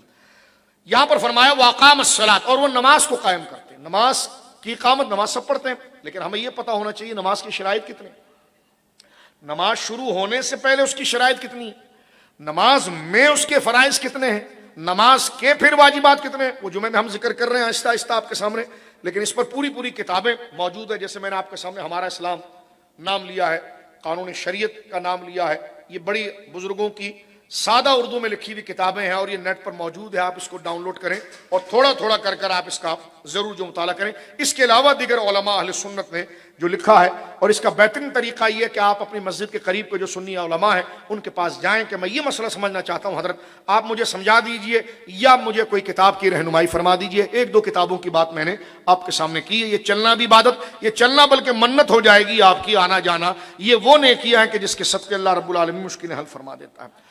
اقام الصلاۃ سے مراد علماء نے یہ لکھا کہ نماز کے مکمل ارکان، یہ سن لیجیے آپ، مکمل شرائط۔ ہم جس سیاسی تنظیم میں ہیں اس کا پورا ڈسپلن پتا ہے، نہیں پتا ہے تو نماز کا نہیں پتا۔ یہ محفل صرف مجھے اور آپ کو بیدار کرنے کے لیے، اب ہم نے سونا نہیں ہے، اب ہم نے جاگ کے آگے چلنا ہے انشاءاللہ۔ یہ اسباق ہم نے آگے چل کر گویا کہ پورے کرنے، کیونکہ جمادی الاولیٰ کا جو مہینہ ہوتا ہے اس میں ہم عموماً احکام کی آیتوں پر بات کرتے ہیں، کہ جمادی الثانی سے پھر اعتقادی مسائل شروع ہو جاتے ہیں، سیدنا صدیق اکبر اور دیگر موضوعات درس نظام مصطفیٰ میں شروع ہوتے ہیں۔ تو آج کا بھی اور اس سے پہلے والا بھی جو تھا، یہ دونوں درس نظام مصطفیٰ صلی اللہ علیہ وسلم نے ہم نے حسن معاشرت، اور جمعے کے دن جو تقاریر ہے وہ بھی حسن معاشرت اور اخلاق کے حوالے سے۔ تو فرمایا اقام الصلاۃ، وہ نمازوں کی پابندی کرتے ہیں، اقامت الصلاۃ کرتے ہیں۔ اقامت الصلاۃ سے کیا مراد ہے؟ ذرا توجہ فرمائیے۔ اقامت الصلاۃ سے کیا مراد ہے؟ اقامت الصلاۃ سے مراد ہے نماز کے مکمل ارکان، شرائط، اس کے واجبات، اس کے مستحبات، اور اس طرح شریعت مطہرہ نے جو اس کے تقاضے بیان کیے اور ساتھ میں اس کی ہمیشگی کے ساتھ اس کو ادا کرنا، اور ایسے لوگوں سے دور رہنا کہ جن کی وجہ سے ہماری نمازیں دور ہوں، بلکہ ہمیں اتنا مستعد ہونا چاہیے کہ خود بھی نماز کے پابند رہے، ان کو بھی نماز کا پابند کریں۔ اور نماز کی روح جو ہے ظاہر کی پابندی کے ساتھ ساتھ جو اس کے شرائط ضوابط ہے اس کے ساتھ اصل میں وہ رب کریم سے ملاقات کا وقت ہے۔ حضور فرماتے ہیں ان تعبد اللہ کأنک تراہ فإن لم تکن تراہ فہو یراک، رب کی عبادت ایسے کر جیسے تو خدا کو دیکھ رہا ہے، اور اگر یہ کیفیت نہیں تو یہ یقین کر کے خدا کے حضور تو کھڑا ہے اور خدا تجھے دیکھ رہا ہے۔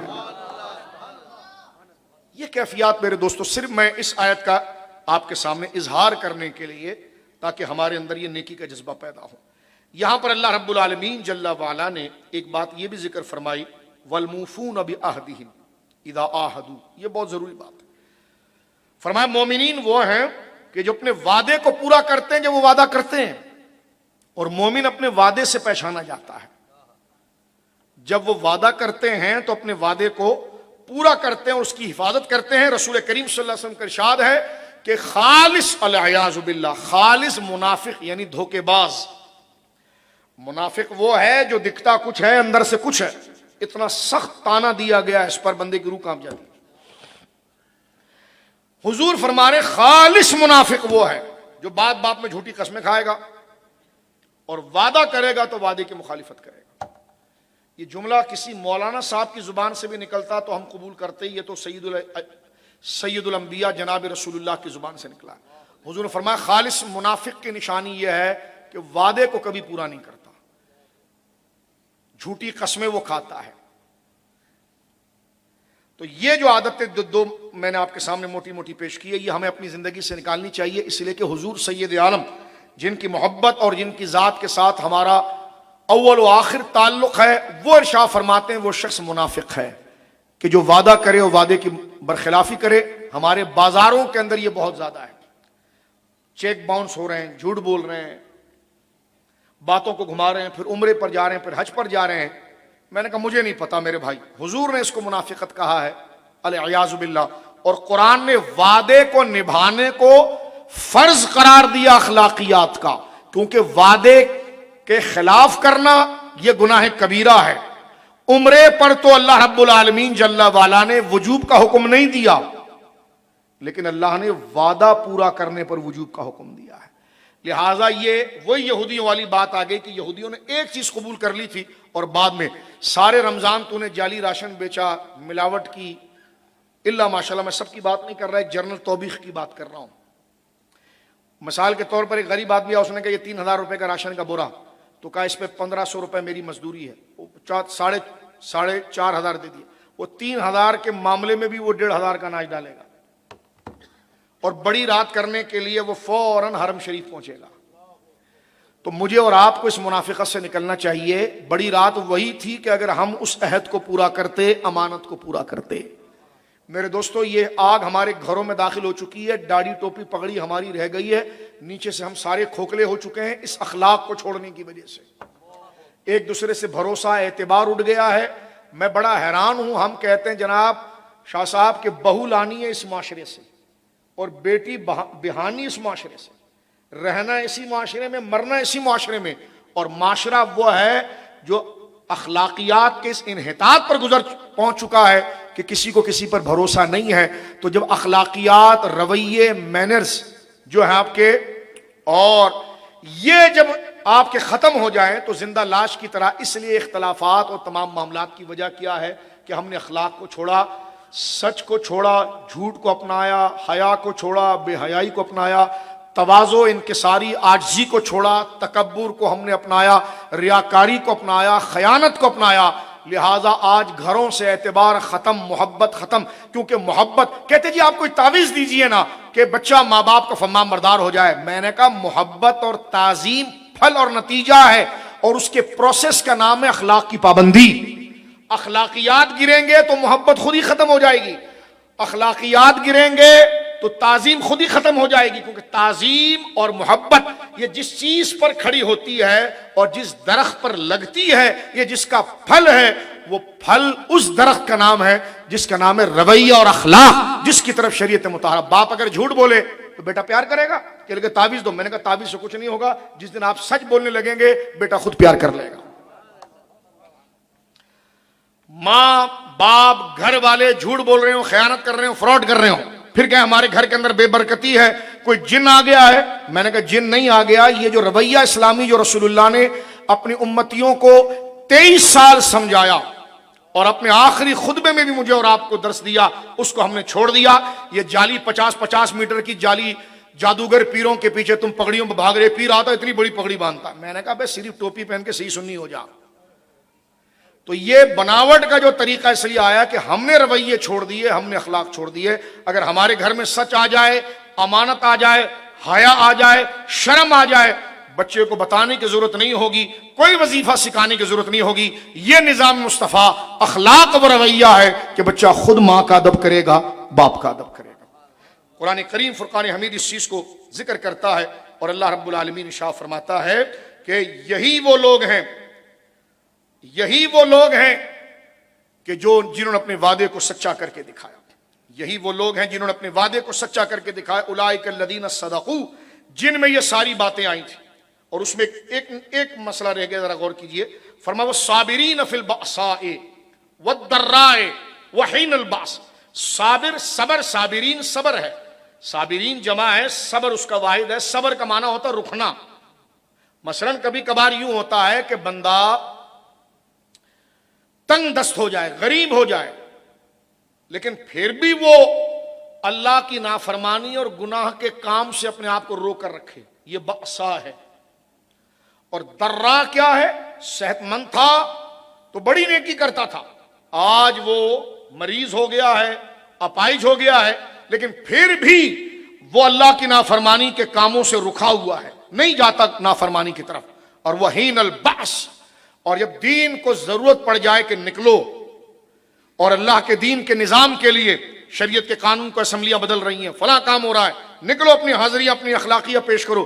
ادھر کہیں گے مولانا آپ نکلو, ہمارے پیر صاحب تو ایسی وزیروں کے ایجنٹ ہیں, ہمیں نکلنے کی کیا ضرورت ہے. تو قرآن نے یہاں کہا کہ والصابرین فی البأساء والضراء وحین البأس. مومن کی نشانیوں میں آخری نشانی یہ ہے کہ وہ صبر کرتا ہے. صبر کرنے سے مراد نیکی کی طرف رہتا ہے اور گناہوں سے اپنے آپ کو روک کر رکھتا ہے. کب, چاہے وہ تکلیف میں ہو تب بھی, چاہے وہ مریض ہو تب بھی.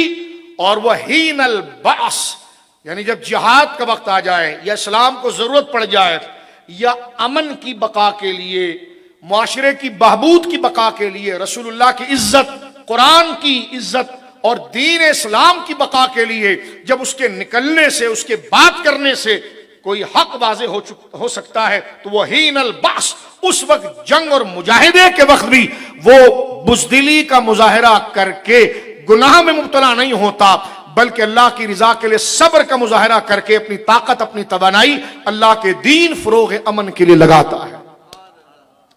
जैसे फिरौन आ गया सर के ऊपर मारने के लिए, बनी इसराइल ने तो बड़े नारे लगाए थे इश्क के।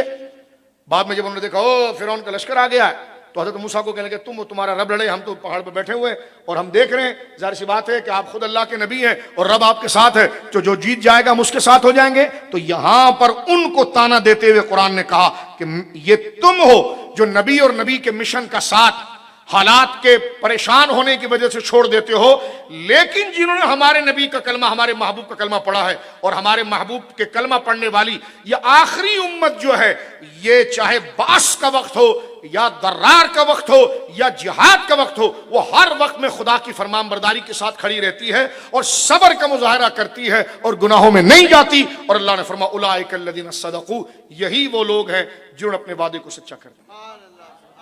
व उलाइका हुमुल मुत्तक़ून, और यही वो लोग हैं जिनको अल्लाह रब्बुल आलमीन जल्ला वाला फरमाता है कि जो वो मुत्तकी हैं। इस आयत का जुमला 2-4 मिनट में हम एक सूरह निसा की आयत से मुकम्मल करना चाहेंगे।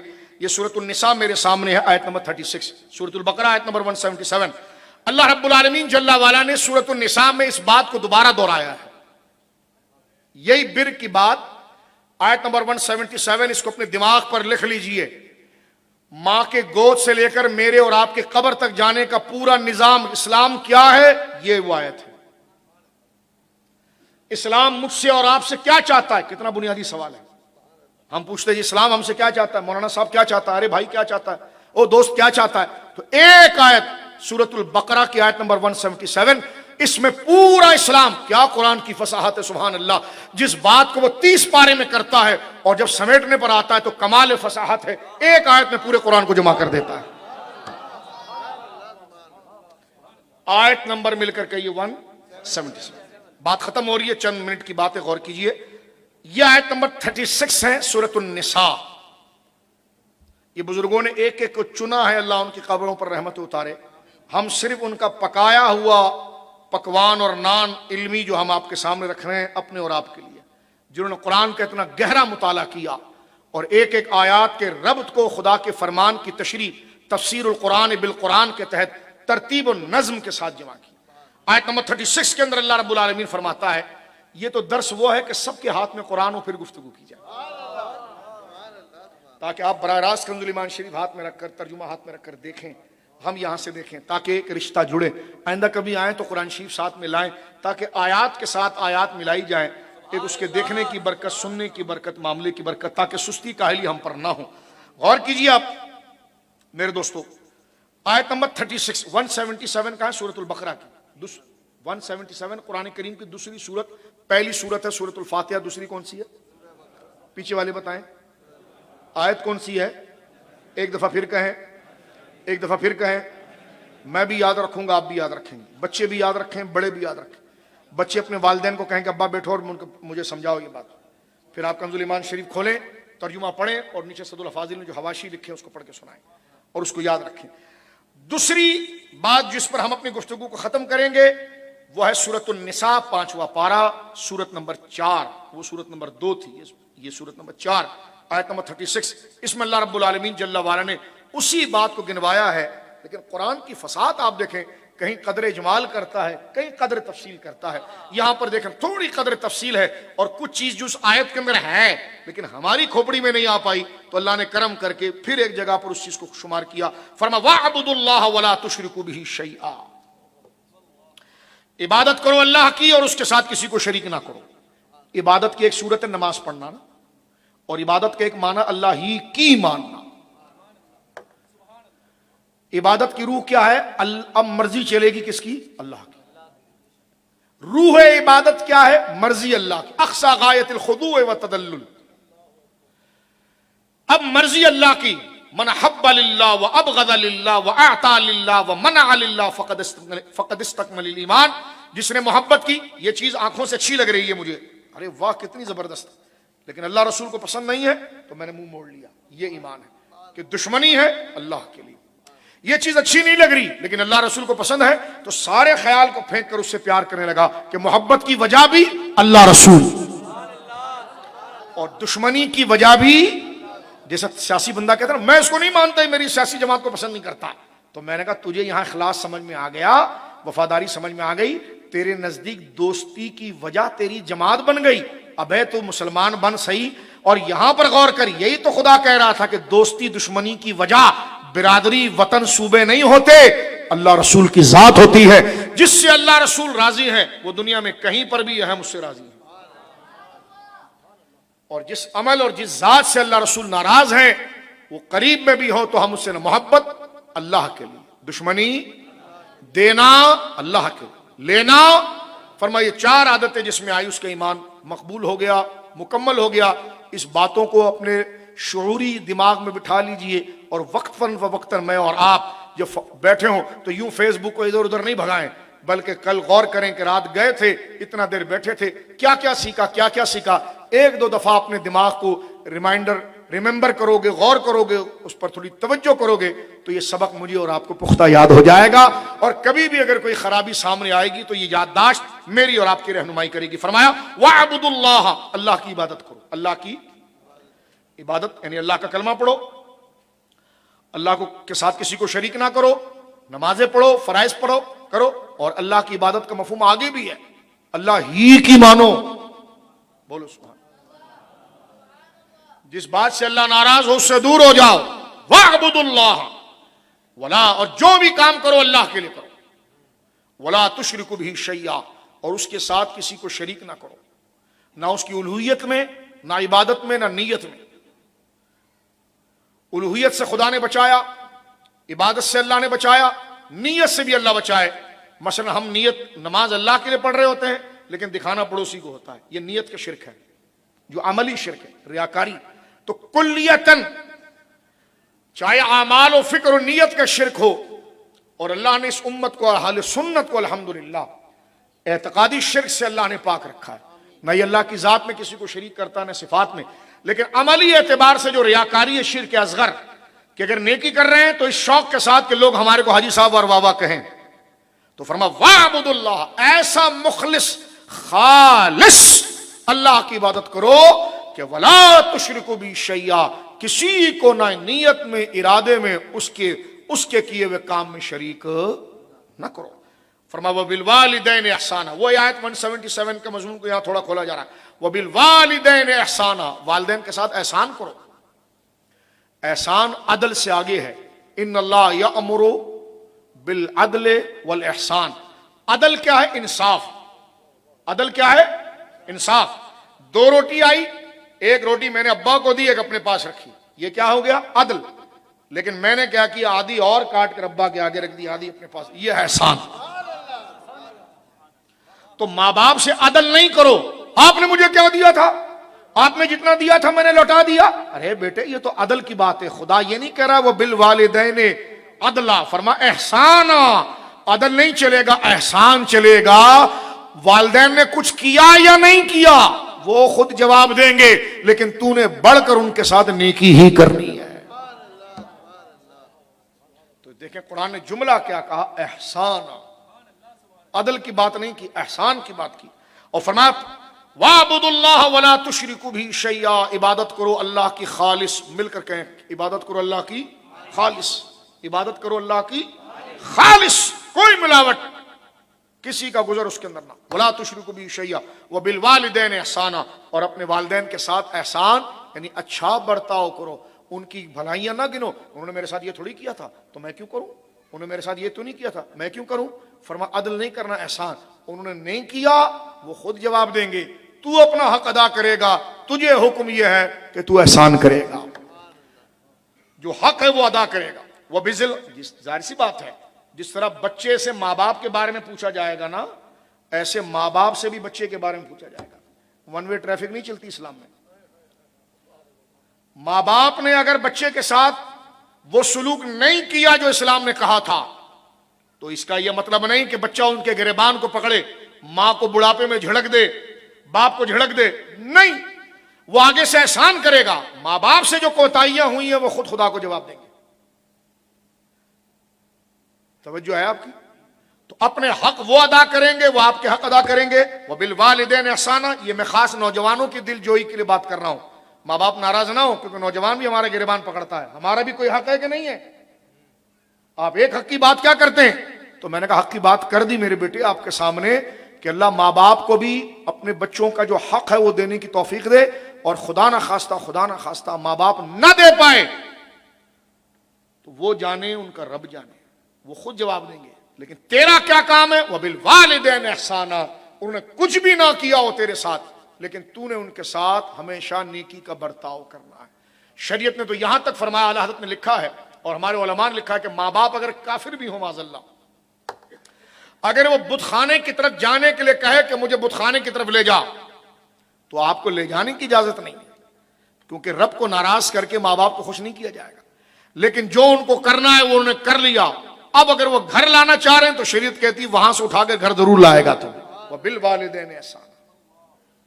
یہ ماں باپ، حضرت اسماء بنت ابی بکر جب آئیں اور کہنے کہ میری ماں مشرکہ ہے، میں ان کے ساتھ کیا فرماؤں؟ اس نے سلوک تو تم کرو گی،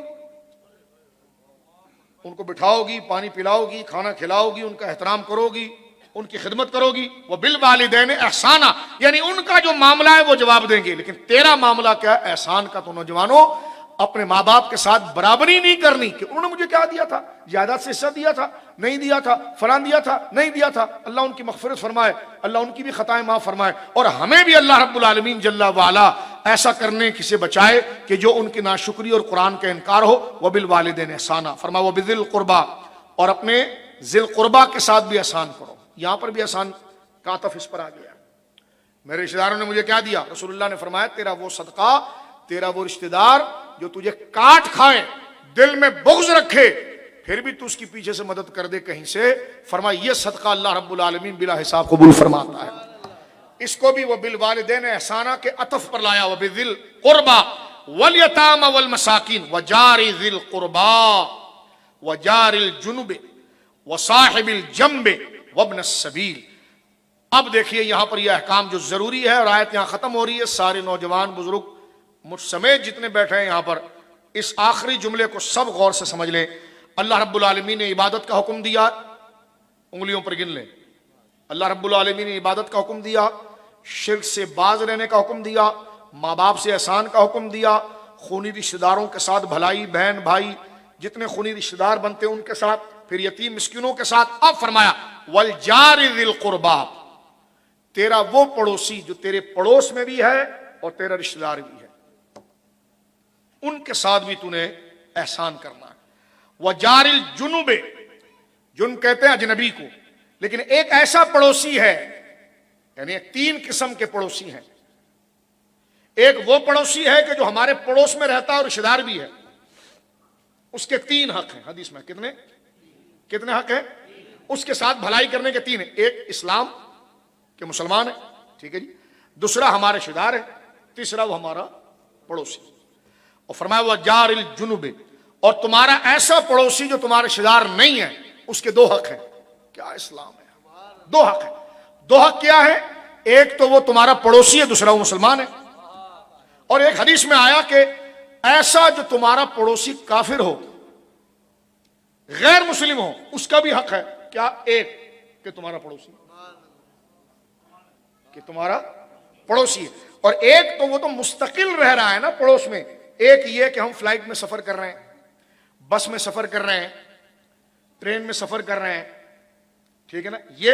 اور اس کے ساتھ ساتھ میں یہ بھی کہوں گا، آج پورا سفر کا ایک نظام، جس طرح کے بہت بڑا روڈ ہے اس پر ٹریفک جا رہا ہے، اس میں بھی ہماری ایک دوسرے سے ملاقات اور الیک سلیک اور محبت وابستہ ہے۔ جب لڑائیاں ہو جاتی تو محبت بھی وابستہ ہے، تو اس میں بھی یہ حکم ہے، جیسے موٹر سائیکل چلانے والے، کار چلانے والے، گاڑیاں چلانے والے، یہ چلے جا رہے ہیں، سگنل بند ہے، اب میرا سگنل بند ہے، آپ کا سگنل بند ہے، ٹھیک ہے نا، اور پھر بھی ایک بندہ درمیان سے نکل کے دوسرے کو تجاوز کر رہا ہے، اور وہ سمجھ رہا ہے کہ جناب میں گھر جا کر افطاری کروں گا، تو ہم نے کہا 5 منٹ پہلے نکلتے۔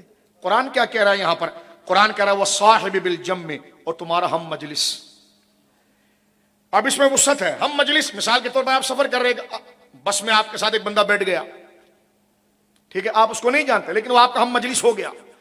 کسی گیدرنگ میں آپ کے ساتھ بیٹھا، ہم مجلس ہو گیا، آپ کچھ نہ کر سکے تو چہرے سے اسمائل دیں اس کو، چہرہ خوش بنائیں، چہرہ سپاٹ نہ کریں۔ یہ اسلام بتاتا ہے محبت سے ملیں اس سے، جو مجلس کے آداب میں سے محبت سے ملیں۔ اور خیر خیریت پوچھ لیا. سلام ہمارے وہاں تو یہ بھی ایک ہے کہ اگر آپ کسی سے سلام کرو نا تو جس کو سلام کیا اس کا چہرہ سپاٹ رہتا ہے, یوں دیکھتا ہے. ہم نے کہا کچھ نہیں, السلام علیکم. آپ کہہ دیں مجھے بھی دعا دے دیں وعلیکم السلام, کہتے ہیں اچھا وعلیکم السلام.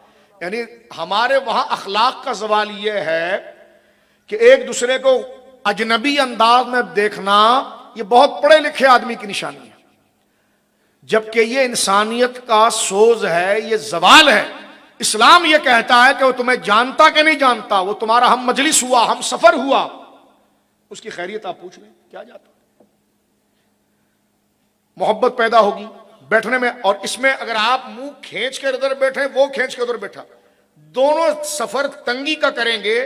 سامنے سے لالازار بھی اگر گزر جائے تو مزہ نہیں آئے, لیکن ایک دوسرے کو پہلے اسمائل دے کر بیٹھ جائیں تو طبیعت بالکل مطمئن ہو جاتی ہے. اگر سنگلاخ وادی بھی ہو جائے تو وہ بھی لالازار لگنے لگ جاتا ہے.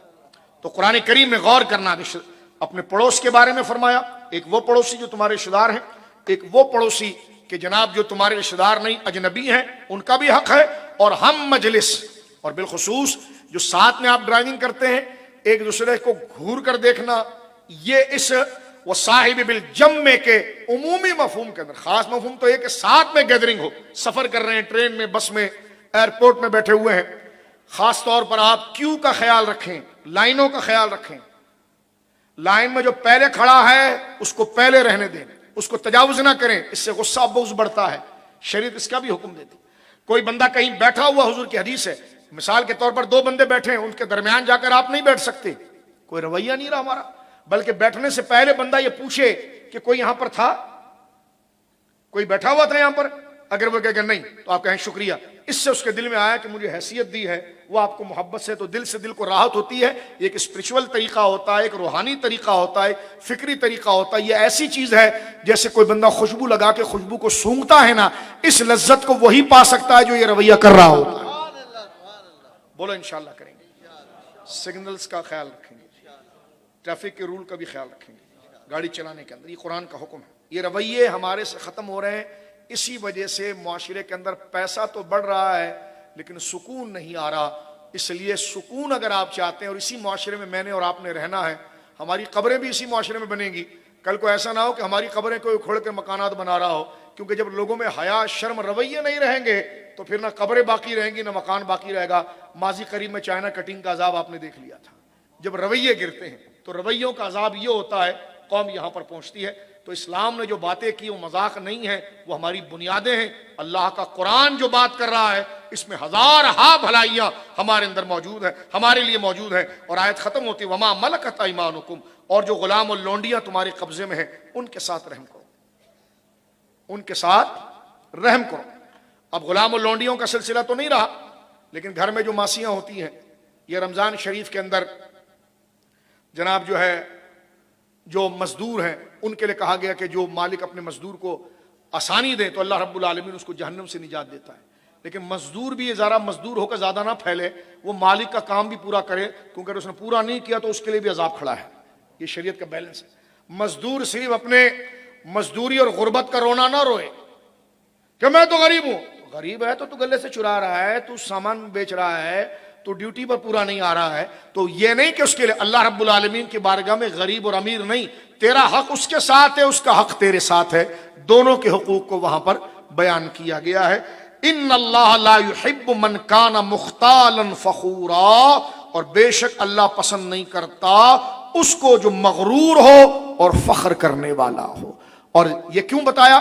اب دیکھو وہی اوپر بات, وہ ادھر دیکھ رہا ہے, وہ ادھر دیکھ رہا ہے. اللہ نے فرمایا مختالا فخور ہے, یہ فخر کرنے والا ہے, ہم اس کو پسند نہیں کرتے. بہت دفعہ ایسی دل آزاری ہوتی ہے, دل آزاری ہوتی ہے, بندہ جائے اگلے کو سلام کرے تو جواب ہی نہیں دیتا. ایسا ہوتا ہے, اکثر ہوتا ہے. کچھ لوگوں کو سیکولروں کو علماء سے بڑی نفرت ہے.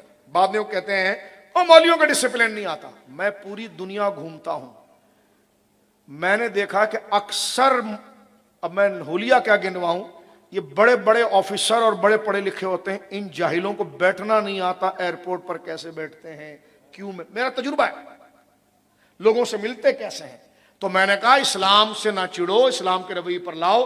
اور یہ نہیں کہہ رہے کہ جس کی داڑھی ہوئی تو وہ جناب فخر کرے اور تم سے بڑا مسلمان سمجھے، لیکن یہ کہ دین پر جو تم تنقید کرتے ہو نا، تو تم کتنے رویے والے ہو وہ تو ہمیں اسمبلی میں نظر آ جاتا ہے۔ جب تم ایک دوسرے کا گریبان پھاڑ رہے ہوتے ہو، جب تم باقاعدہ طور پر جو ہے نا روڈوں پر پروٹیسٹ کر رہے ہوتے ہو، تو ہمیں پتہ چل جاتا ہے۔ اور عنقریب جو تم نے پاکستان کا حال بنایا وہ بھی ہمیں پتہ چل گیا ہے کہ تم کتنے گویا کہ پسند والے ہو۔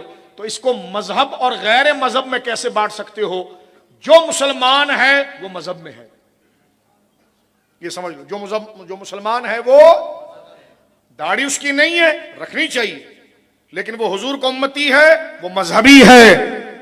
یہ سیکولرزم کی بہت بڑی سازش ہے امت کو بانٹنے کی، کہ علماء داڑھی پگڑی الگ ہے، یہ دیگر الگ ہے۔ آپ نے کہنا جس نے کلمہ محمد رسول اللہ کا پڑھ لیا، لا الہ الا اللہ محمد رسول اللہ صلی اللہ علیہ وسلم، مانا کہ اس نے کوئی غلطی کی ہے، گناہ کا کام کیا ہے، لیکن وہ سیکولر یا تمہاری جماعت کا بعد میں محمدی پہلے ہے۔ محمدی بولو نا، محمدی۔ بھائی داڑھی نہیں رکھی، رکھنی چاہیے اسے۔ نماز نہیں پڑھی، توبہ استغفر اللہ، اس نے اپنی نماز پڑھنی ہے۔ یہ کیا حرکت کر رہا ہے؟ لیکن اس کے باوجود وہ اپنی خطا سے توبہ کرے اور اپنے آپ کو ٹھیک کرے، لیکن فخر کیا ہے؟ کچھ بھی ہوں لیکن غلام رسول کے حوالے سے محمدی ہے۔ اس گراف کو گرنے نہیں دینا، اس لیے کہ یہی وہ جذبہ ہے جو آپ کو عبادت کے لیے، دین کے لیے، ایقان کے لیے لائے گا۔ علماء اور غیر علماء میں اپنے درمیان فرق نہیں کرنا۔ تو یہاں پر قرآن نے کہا کہ ان اللہ لا يحب من کان مختالا فخورا، کہ بے شک اللہ رب العالمین، قرآن کریم کہہ رہا ہے ان اللہ لا يحب من کان مختالا فخورا، اللہ رب العالمین جل وعلا پسند نہیں فرماتا مغرور اور فخر کرنے والوں کو۔ اللہ کس کو پسند کرتا ہے؟ عاجزی والے کو۔ تو آج یہ عہد کریں کہ ہم سلام عام کریں گے مجلسوں میں، جس کے ساتھ بیٹھیں گے، جس کو جانتے یا نہ جانتے اس کو سلام کریں گے۔ السلام علیکم ورحمۃ اللہ وبرکاتہ۔ یہ دل آزاری ہوتی ہے کہ جناب اگلے کو سلام کہتے ہیں، وہ آگے سے جواب نہیں دیتا، لیکن وہ اپنا کام کرے، آپ کو تو اجر مل گیا نا۔ آپ اسمائل سے کریں اس کو، مسکراہٹ، اچھے چہرے سے اس کو آپ دیکھیں۔ اس نے چہرہ پھیر لیا، آپ کو دکھ تو ہوگا، ہوتا ہے، لیکن آپ کہیں مولا یہ تیرے لیے ہے، تو نے کہا تو میں نے عمل کیا۔ بتاؤ اللہ رسول کتنے راضی ہوں گے؟ تو اللہ رب العالمین جل وعلا یہ دو آیتیں، سورۃ النساء آیت نمبر 36، سورۃ البقرہ آیت نمبر 177، نظام مصطفیٰ کے درس کا یہی ہوتا ہے کہ اجراء قرآن ہو اور قرآن کے مختلف آیات سے ہم اپنے مضمون کو جانیں اور پھر آگے چل کر اپنی تحقیق و تقریر اور اپنی ترتیب اور اپنی سمجھ کو اور زیادہ بڑھائیں۔ اللہ رب العالمین جل وعلا ان تمام آیات پر ہمیں عمل کی کلیتاً توفیق عطا فرمائے اور اس کے ہر گوشے پر ہمیں عمل کی توفیق عطا فرمائے۔